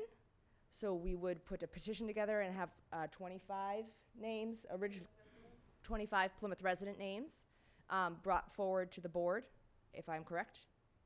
Or it's for town meeting, perhaps, or if it's going to be a petition warrant that's going to, without the board Do you need approval. a petition for it to be a warrant? I mean, does it necessarily have to, have to go for the town meeting? But if it does, then we understand that we would need a petition of 25 people. It's true. It could be approved by the board to be a warrant article, or it could be a petition warrant, where you just get 25 voters from Plymouth to be heard at town meeting. So I'm Fawn, and we tried to do this a few years ago. I'm a descendant of the Blackfeet Nation. I'm also one of the co-leaders of the New Hampshire Coalition. Fawn, make sure you're speaking into the So mic. hi, I'm Thank you. Fawn. I'm a Thornton resident. I grew up in New Hampshire. I'm also a descendant of the Blackfeet Nation. Thank you, Jenny, for this, and thank you for all your support. We tried to do this a few years ago, and I grew up here in New Hampshire. A little background. I know I sent my email to you. I also, with my background, chose to go. I have land on the reservation with my family out, so it's a little bit of a different experience, but also very clued into the Indigenous issues going on in the movement in this state. And I lived on a different reservation because I wanted to go to school, and my reservation didn't have a school. But bringing to light that experience with Indigenous peoples and here in the fight that's going on in this state for the Indigenous peoples movement to get Columbus Day changed to Indigenous Peoples Day, it's been able to work with a variety of people, Indigenous and non-Indigenous, in this movement. And it's a huge movement nationally, like she said, with over 130 towns. I think there's more than that because as of yesterday, there were so many more added. And recently, this past week, Lee was added in New Hampshire. And then even the Waytown up north in Bethlehem was added earlier. So it's really incredible what's going on. Towns, cities, schools are working on it. We have another town up north that we're working on. There's a couple towns up north. So as a coalition, then there's also a commission on Native Affairs in this state.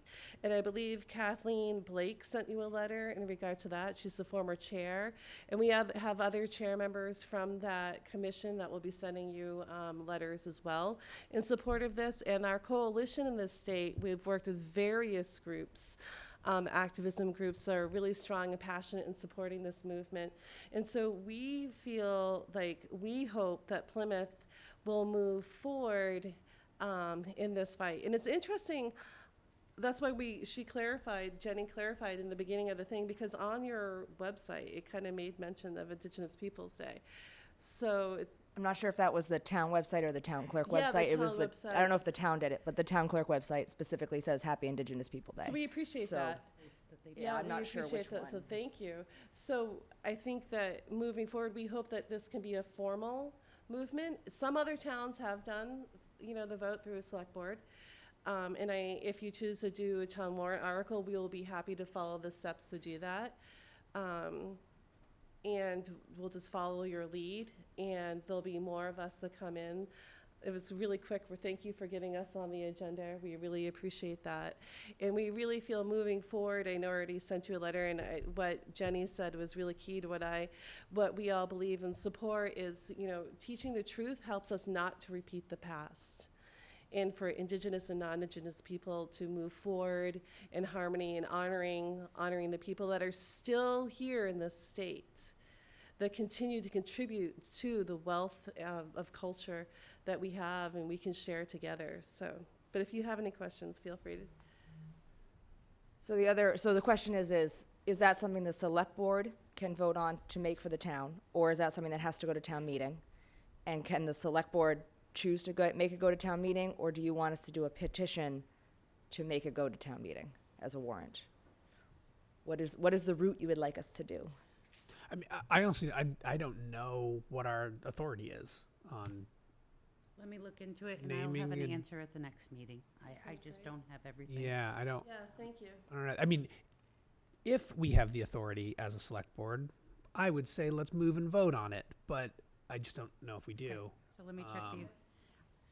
We understand it takes time, and we appreciate that, and we appreciate the opportunity to come forward and share this hope. I mean, ideally, I'd love for it to happen at the state level and then just apply to all the towns and Or federal. So Yeah. or the federal, even more ideal. Yeah. It would be nice for Plymouth to be ahead of the game again, though, so. Yep. And we have moved on that at the state level, and it hasn't happened yet. But what has happened is many towns and cities across New Hampshire, it has moved down schools, it's moved forward far faster. So we're going to go with the momentum, and I'm sure in the future we will work as a coalition to try to get it at the state level again. We're committed, but this is where the movement is right now. And it's a positive change, so we're hoping to move it forward. And as a resident of this area, growing up in Thornton, I live in Rumney now. It's like a wonderful time, and maybe we can all keep moving. And we're happy to be in communication with you and work together with Jenny, and we all support her.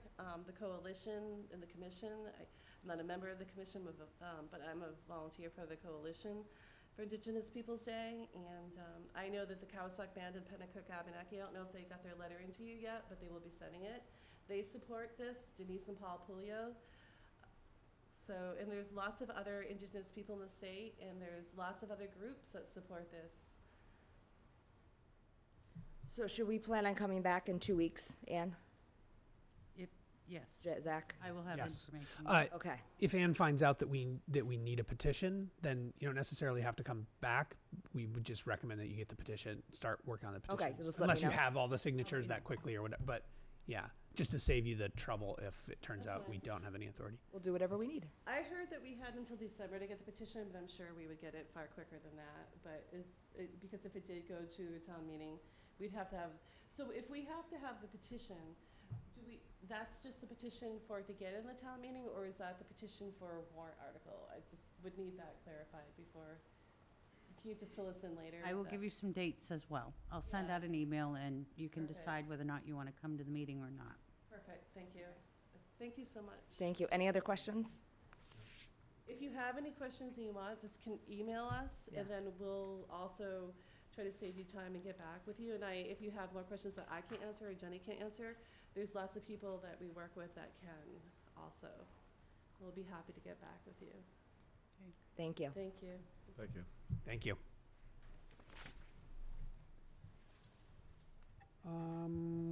Ann, is this your agenda item? The Whitney. Whitney Consulting. It's actually coming, there's a memo there from Kathy. Oh, it's from Kathy. Okay.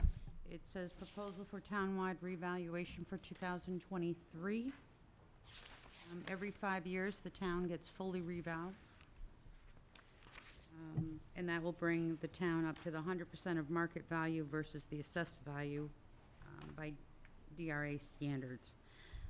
Kathy is recommending that the board accept the proposal from Whitney. Do we have that I don't letter? have that. I don't Yeah, have what- that letter. A letter that you're speaking. Yeah, I don't have it either. I'm sorry. That's okay. I don't have any information on, you don't have a cover No, letter. We had the No, we don't proposal. have it but- right. So her cover letter says every 5th year by DRA statute, the town must go through the townwide reval. This revaluation brings the town back to 100% market value versus assessed value by DRA standards. The revaluation for the town is scheduled for 2023. The dollar amount that's being proposed here by Whitney is $58,000. Is being included in the 2023-24 budget year. We do have $49,681 right now in our capital reserve that will be applied to that. This dollar amount is good, as she's indicating here, as it usually costs, or has in the past cost us over $100,000 for reval. We'll also be putting $15,000 per year in the capital reserve line of the budget to begin saving for the next reval. So, what we need is that the board to approve the revaluation proposal as presented by Whitney Consulting Group. And this is the current company that does our assessing for the town. I've been very pleased with them. And that's, she says, approval of reval proposal. Should we be looking at other companies? You're more than welcome to do that. Is there a limited number or? No. Okay. No. If you want to send this out for RFPs, we can do that.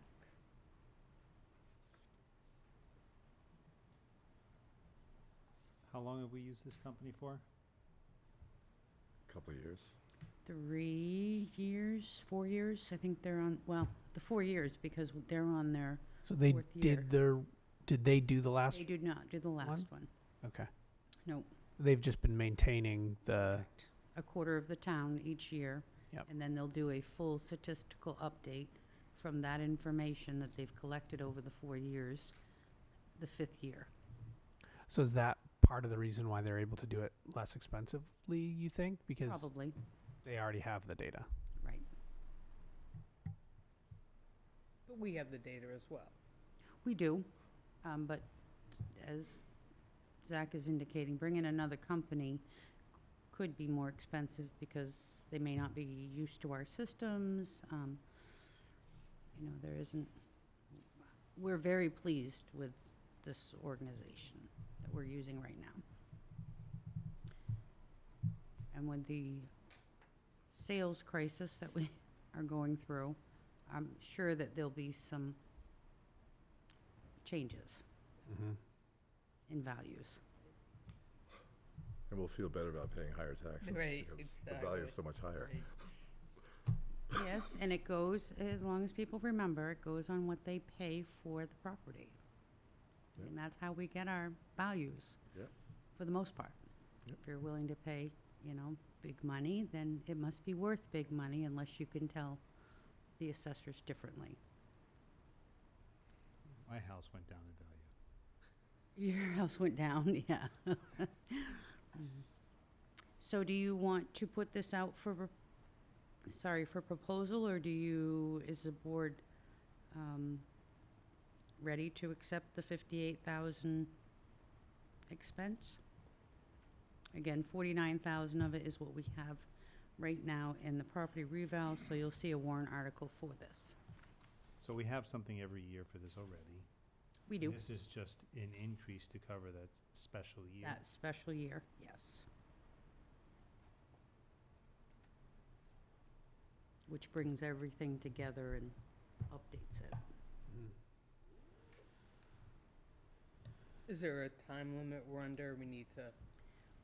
Well, if the board was to approve the reval proposal, they would be able to start sooner rather than later. The longer it takes, It looks like the. they have a time Yeah, frame they have in a here. timeline there, yeah. Yeah. But it doesn't, nothing really kind of starts until like February of 2023. But they will start without payment. They understand that there'll be no payment if approved until after town meeting or July. July 15th is the first payment, too.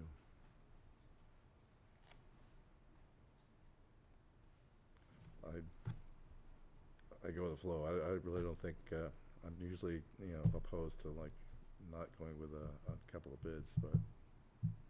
It's already the vendor we're working with, so it's. It is. And they haven't been here for more, they haven't actually done one full one yet. Mm. So I'm less feeling like we have to until they've done a Full one 5-year themselves. cycle. Yeah. So I would be inclined to go with it. So inclined that you might make a motion? I'll make a motion that we accept the proposal for the assessed values for the tax year 2023 from the Whitney Consulting Group for the sum of $58,000. $58,000, and we'll waive the competitive bid process for this one because they have not yet completed a full cycle. I second. Sorry, Mary, I just had to sneak in. So there. Snuck it right in. Yeah, we got Any 5 discussion? minutes. All those in favor? Aye. Any opposed? Thank you. All right, let's loop back to the budget. This may be a good time for me to. No, I don't know why. Phil, why don't you get out of here? What's that? Why Yeah. don't you get out of here? You still have quorum, so.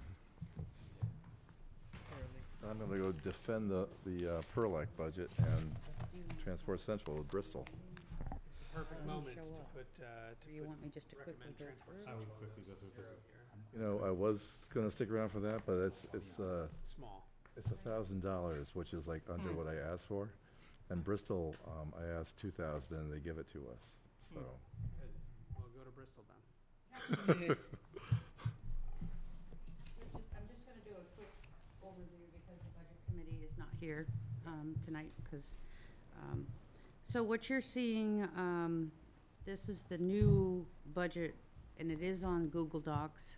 Once the budget committee has gone through and put in their recommendations, then it will be moved over and it will be locked, and then the selectmen will be able to go in and put their recommendations in. So what you're seeing here is justifications for recommendations. Those are actually the town manager justifications, not the department recommendations. So once you get in there to make your final recommendations, you'll be able to see everyone's recommendations. So as you look down through there, on column G is the town manager recommendations. Column E is the department head recommendations. You can see if there was any changes made. This is a much more efficient program process. I really like it. I don't know if everybody does, but I do. There are some items as you go through that the budget committee actually will not make recommendations for, such as salaries. When you go down through, you'll see that there's recommendation changes from the town manager. The board at some point will have to make a decision on those. There are some departments, so I would like you to write down the number of 498,000. That is, we thought we went up to 500,000, but then the utilities dropped us back to the 498. So we're still at the 498,000. So every one of those equals $1 on your tax rate. I'm not really going to go through this too much because the budget committee still should be going through. They're meeting with every department, and we have dates set up with them.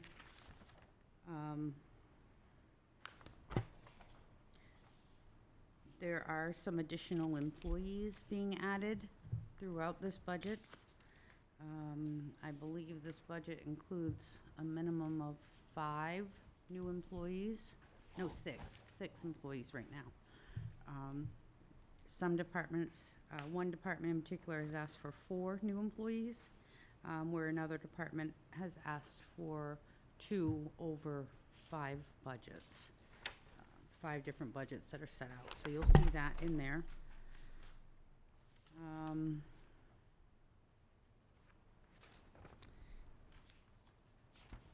Right now, we are estimating the insurance for health insurance at a 5% increase.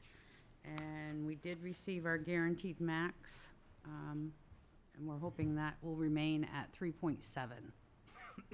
So it is a little better than what we originally budgeted. So, I love to skip to the bottom line. Yep, If we were that's to what I do. accept everything that's here, Yeah, it's a $6 tax increase. $6.02. Most of that you will find, it's because of your new capital improvement program.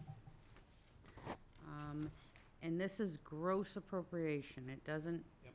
mean that if we go out and we get a loan or another bond or, this is, we need to be a little creative, figure out how this is gonna work.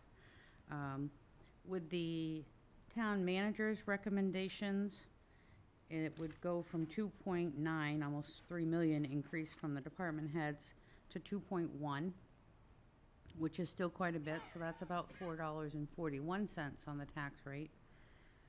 How much is that? About 441. And, let's see. According to the note here from your town manager, it says 1.5 million is capital outlay and reserves, as recommended by the capital improvement, plus the Energy Commission, which we only looked at that number at 600,000, so we need to increase that to 705 if we're considering that. The 722,000, which is just the increase in the departments without the capital, is about $1.45 on your taxes. So again, these are just a quick review, give you a place to start. I will check with the budget committee and see if we can get them here at the next meeting, just to make sure that they are good to go. Zach attended a quick meeting with them, and he stayed for a little bit. We were able to go through with the budget committee and say, okay, this is how it's gonna work. You need to tell us what you come up with numbers and put your numbers in here. So you'll be able to see from point A, everybody who has an obligation here to this budget, what they wanted, what they had this year, what they want for next year, what the town manager's recommending, what the budget committee's recommending, and then the board will have to pick a number in between. We'll pick a number. Well, I guess you would start on the bottom line is what is your, what kind of an increase are you willing to take on your tax rate? Well, one of the things we don't know is what the school's doing. No, this is just town. Yep. Are they talking about budget chat at the school board meetings? They've just started. They just started, okay. So, we do have, though, we just had our audit completed. And Zach, I need you to sign that at some point. But, let me find my number here.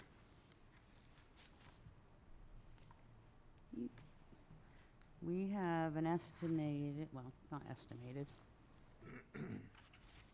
Sorry. 1.8 million in unreserved fund balance is what we're looking at right now, going into our tax rate setting. How much? 1.8. Now, there was some discussion at one point, depending on current bids that we have out for a couple projects. And we also need to discuss at some point the building at the recycling center. If we don't use ARPA funds, potentially the board would consider using some of that fund balance to offset that. But that's going to be a discussion in the next month or so. You want to make sure that you have enough, if you can, to offset your taxes, but not bring that. You do the best that you can. Yep. So. Am I close? Good? Yeah, you're better than I would be. Oh, that's, okay. Do you have any questions yet? No I mean- immediate questions. I Okay. think I need to spend some time consuming all this. Just Yeah. for clarity, I was not able to fully attend the Right. budget committee's meeting because I had Here's your mic. another meeting to go to. No problem.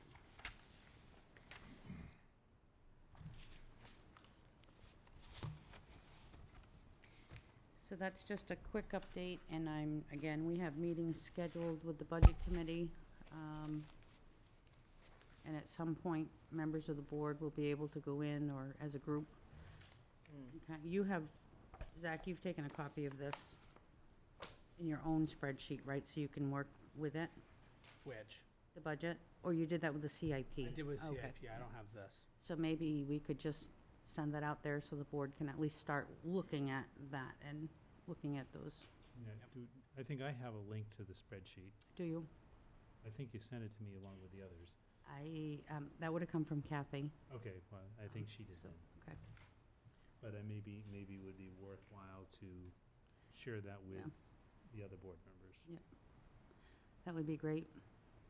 I can ask her to do that. Because as much as I like the paper version, I know. Eh, Occasionally, it's good to see it on paper, but. So I'll ask Kathy to. It's nice to do a quick read through. It It is. beats the heck out of the books, though, I'll tell you that. oh, Yeah. yes. Oh, Those yeah. books. Any day. I got, All those speaking books. of books, I got one to bring back to you. Okay. I'll take any old books you might All have. right.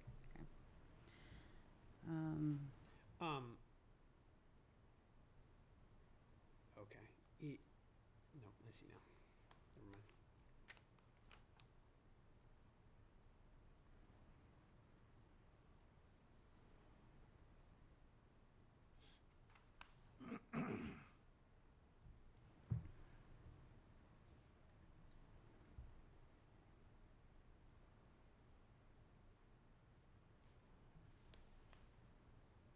So the good thing about this is that the department heads now can go in and look to see the recommendations of the town manager. And as the budget committee enters information in here, the department heads will be able to go in and look at those. And then come to the board, if they're not able to reach an agreement of how things need to work, so.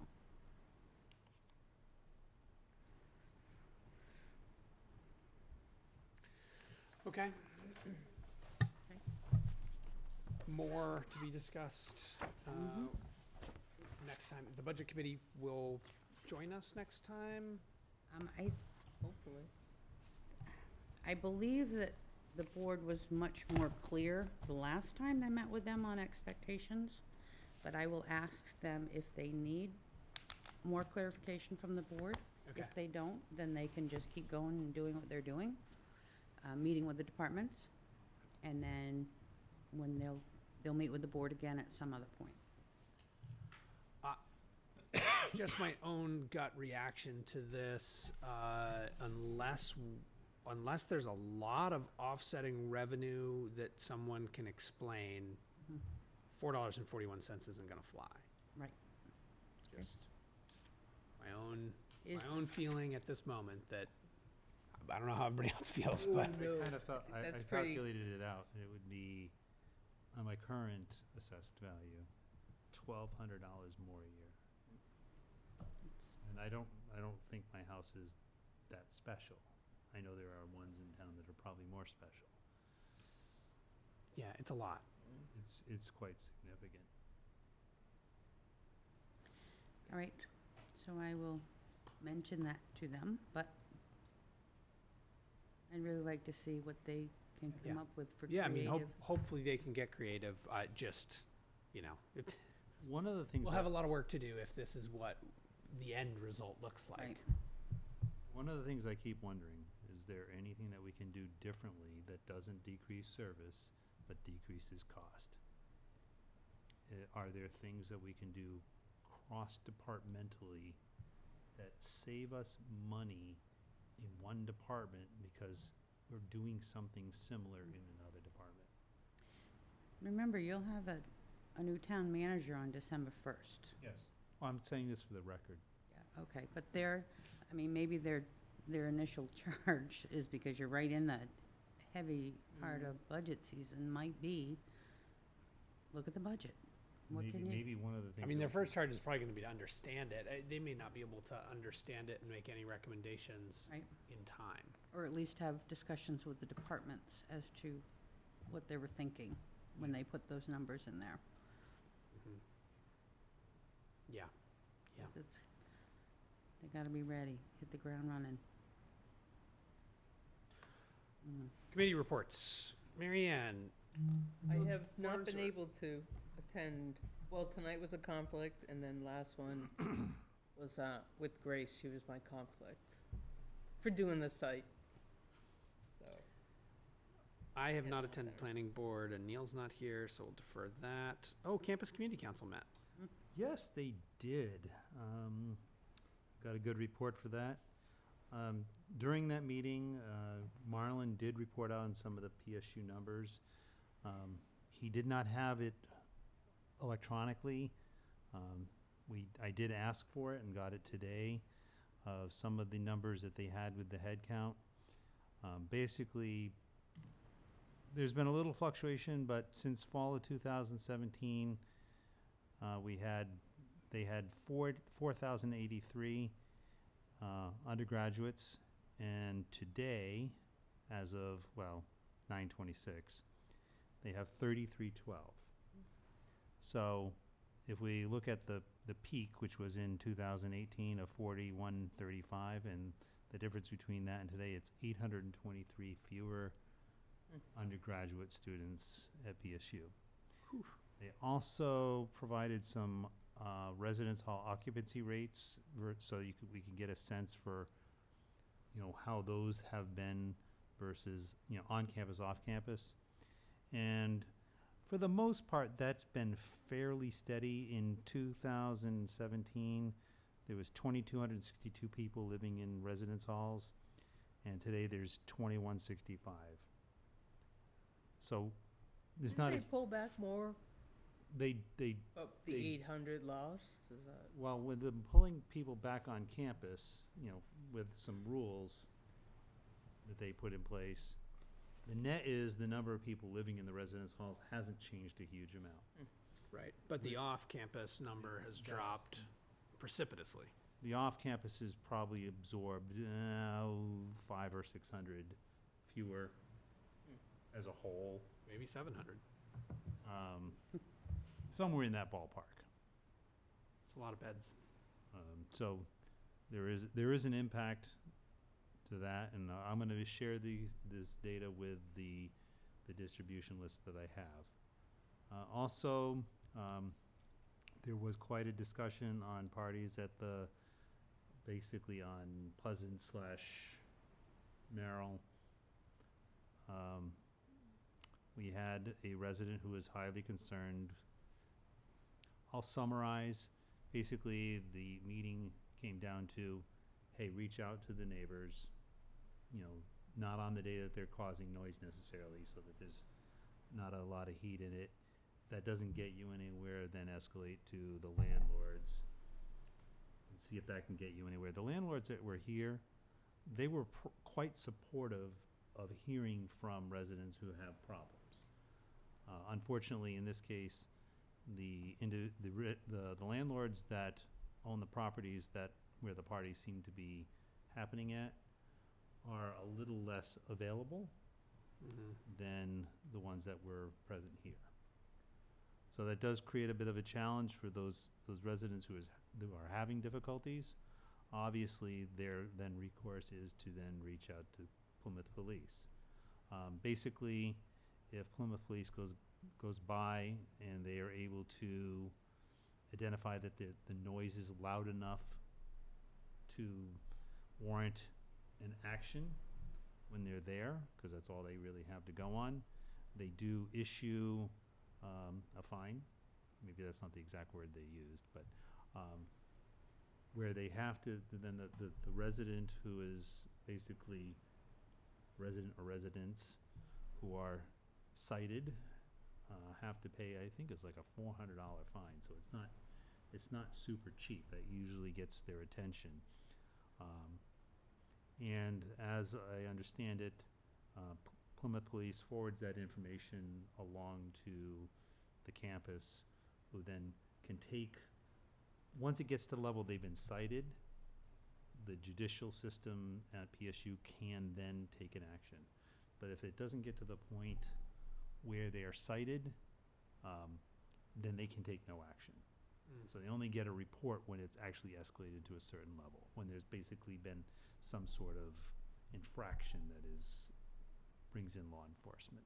So what does that mean, that PSU, it can be taken to PSU at that point? They provide that so that, if they're PSU students, PSU has a disciplinary process where they can take action. Okay. Obviously, if it doesn't get to that level, then they don't get notified.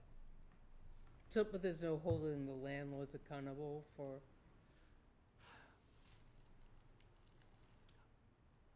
Most of the landlords who rent to students are highly supportive of them not having giant parties and not causing problems. We had several of them here that stated that on a number of occasions. But to my understanding, and somebody can correct me if I'm wrong, if a landlord is a little less present and doesn't do something, there is nothing specific that I'm aware of that can be done to that landlord. They're not the ones making the infraction. If they don't care, then it's up to the town to fine the individuals.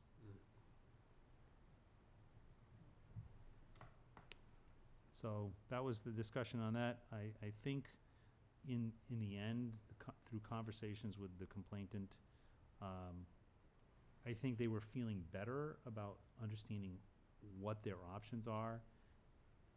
Obviously they have a lot of pent up feeling about it, and that's natural. But they accepted that. There's limits to what each of the parties can do, and is really going to have to start with one level and work to the next and to the next. One issue that some of the landlords did bring up was that in years past they might have tenants that were year after year. With the new PSU policy in place, they tend to be new groups every single year, because in past you might have juniors, and then they continue to rent the next year, become seniors, so you have some history. So one frustration for some of the people that live in the area is that, now they think they addressed it this year.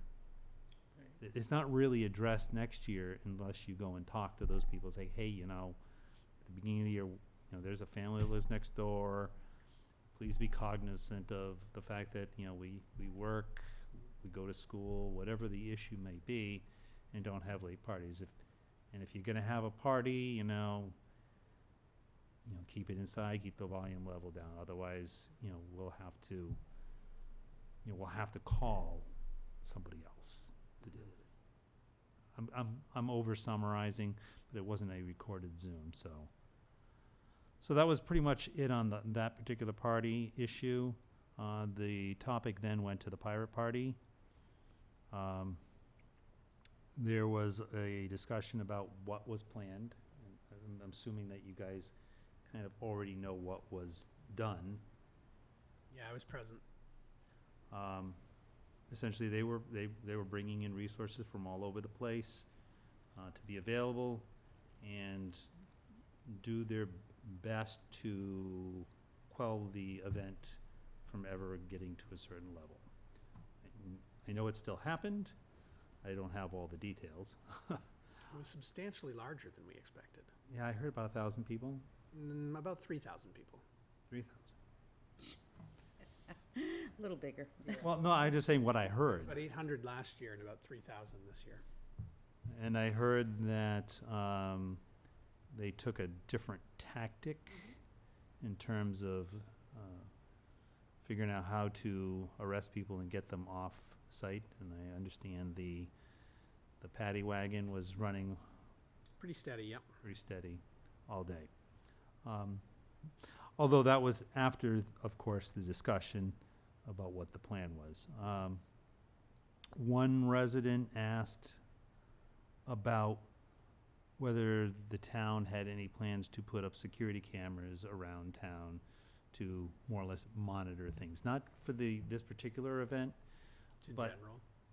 but in general. You know how some towns have them downtown to monitor areas, and obviously I knew that we didn't have any plans to do that, so I was asked to bring it forward for the board to consider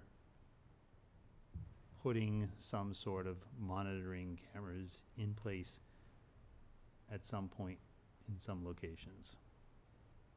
And then hire people to watch the monitors, or only in case of, Like I said, I, Review them, or? right, if something happens? you know, obviously PSU has cameras on its campus to monitor its locations. They have cameras located in key locations to kind of monitor long areas so that you can to see what's going on. I'm not 100% sure where that would apply in town. There is obviously a cost to that. You know, your typical, just for the monitoring server itself is probably, based on what I've seen like 5 years ago, was $50,000 just for the device. That doesn't consider the cost of running the networking power and then purchasing the camera, the outdoor cameras or whatever it is themselves. So my feeling is, at the very minimum, you're probably looking at well in excess of $100,000 to put in Monitoring, yeah. any kind of number of cameras. I mean, Right. you don't want to go so small that you don't have any expansion, so you always leave a little bit. And that's a cost that would have to be factored into a replacement cycle as well. Right. Yeah, all that stuff has to be upgraded and repaired. Maintained and, yeah, so that's my quick summary. In terms of capital expenditures, would not be high on my personal priority list, but There was some conversation that, you know, some of the PSU cameras probably see into areas that are of interest to the town, but those are obviously PSU owned. You went far. I'm sure if a felony was created, you know, that they would certainly cooperate with Plymouth Police in investigating what could be seen from a PSU camera, but other than that, yes, I would hope so, given the deputization of their officers. and that's pretty much Anything else on that? Campus Community Council. All right. How about Plymouth Elementary? They were pretty talkative. I'm going to summarize. They did talk a little bit about their enrollment. 409, they're up 5 people. I don't know what that's, you know, how that trend has gone over the years. They did talk about the various grade activities where they go out to, you know, hike this, hike that. I guess those all went very well. They even got some kudos from one of the places down on the seacoast, I forget the name of it, how well behaved the Plymouth students were.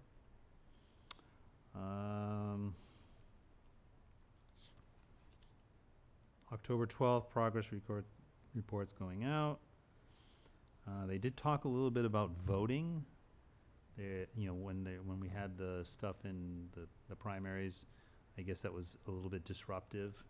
So they're talking about making that a non-school day Going forward, just like the actual voting day. That's it. 4 days out of a year on an election year. You've got town elections, primary elections, fall primary elections, full election. That's a lot of days off. They approved a service animal policy. I'm not sure what was in that specifically because they didn't hand it out. Sarah was there. They talked about the end of year report. They had $1.9 million in, and I will apologize if I don't get everything 100% correct because they were speaking quickly and my pen only moves so fast. 1.29 million. They have the 293K reserve being held. They were talking about using some of the balance for reduction to tax rate.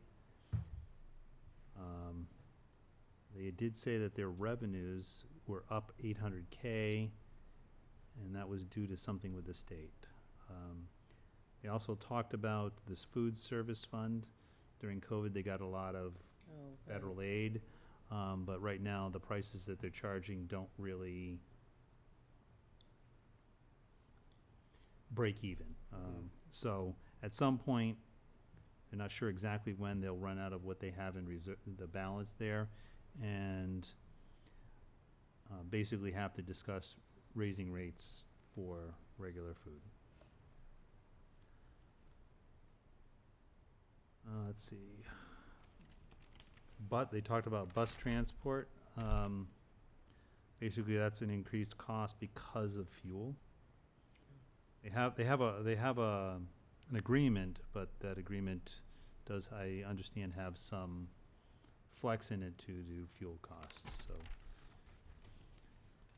they're also talking about doing a major bathroom revamp to give the individual stalls like has been done. Like what they did at the high school? Right. Yeah. Those are nice. It's been effective over there. And there was a lot of discussion about things being done to improve the facilities. This is at the point where I was not able to keep up. So, 3 pages of notes. It's a lot going on over there. Plymouth High School had a much higher attended meeting than normal at the most recent meeting. The majority of the meeting centered around a controversy with a new student club, which I think is ongoing and TBD on resolution there. But some nice presentations and from some students and lots of good and interesting debate. And then the bulk of the meeting was pretty quick. There was a similar conversation about school lunches. They had been free up until this point, and they've got to go to charging at this point. There's no more federal funds to keep them free. There was a conversation about the scoreboard. Apparently, there was some budget overrun on the scoreboard work that was done, but overall, they're handling it. Things seemed solid in the on their budget. They were ending at, I didn't get the actual number, but it sounded like they were well under budget this year. They were gonna keep back whatever that maximum that they're allowed to keep, and there would be a chunk of it in addition to reduce the tax rate. So hopefully, as long as the budgets don't also increase, then that could leave us in a good place as far as the high school goes. That's high school. Conservation Commission, Neil's not here. Capital Improvement is resting. Advisory Budget Committee? Other than what we've already discussed. No update on LRPC. Parks and Rec? Still no scheduled meeting that I'm aware of. Okay. Parking? So actually, I'll read to Joseph's only because I wasn't there. We were talking about these spaces behind the senior center and lighting there, and hopefully another solar project. So I'll just read you really quickly what Joseph had written. Peter from Plymouth Area Regional Renewable Energy was there. They determined that the site would be a good fit for solar lighting. The choices come down to self-contained poles with their own solar panel, battery controller, or a larger panel connected to a series of light poles. Kind of timing. Peter was offered to run some tests to get an idea of how many lights it would take to light up at the area. He felt that installation could be achieved either in-house or volunteer help. I was hoping you could explain that. And if so, each unit would run the ballpark of 500. I'm not sure what he meant by that. So I spoke to Joseph Perez in reference to this, and I did ask him to reach out to New Hampshire Electric Co-op because they have a better grasp and an idea of what we would need down there for that type of project, including cost for installation. Right. Volunteers is a good thing. However, we want to make sure that if we are using volunteers, that they're licensed, they have their own insurance. You know, there's a lot more to learn about what we need for that area. What would they be doing, the volunteers? Digging holes, connecting the lines. Okay. I mean, It's pretty serious. yeah, it can be. Volunteering. That is very serious volunteering.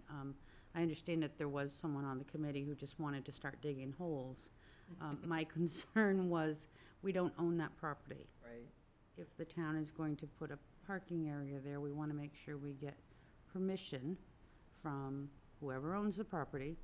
And then we want to tell them that we're going to be making some money off this. You know, it isn't just, you know, here you go, town of Plymouth, you know, Right. make whatever you can make. But, I mean, we want to be honest and upfront and make sure that it's clear, concise, you know, so. I appreciate volunteers very much. However, this may not be Right. a Doesn't seem project that you appropriate. would want to put anyone on. Right. So. Right, so that's kind of the status of that. Kind of kick back and forth about, you know, next steps with the co-op. And it looks like Skip Johnson might know if any NHEC could join the conversation at our next meeting.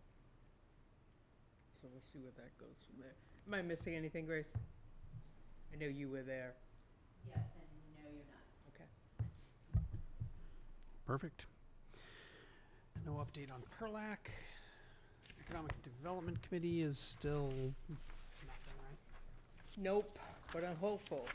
New town manager. Energy Commission, just the continued conversation about solar, right? And Solar lighting. and then the solar lighting. Okay. Chamber of Commerce. We meet Thursday, although I did meet with Maddie the other day, kind of talk about, the chamber's a lot about B2B, you know, businesses talking amongst each other, as opposed to increasing tourism and things like that. So, but it'd be interesting to see what happens Thursday morning. All right. With that, public comments. Ugh, I mean, I know you've given us a Oh, lot of our that's- that's time, fine. but it occurred to me that we didn't actually ask if we have to go to board vote to do a warrant. You either need to get the board to put it on the warrant, or you have to petition it. Correct. My guess is we, as a board, will make that decision after the 2 hearings. After the first hearing, you probably will. The bond maybe even the after the bond first. hearing?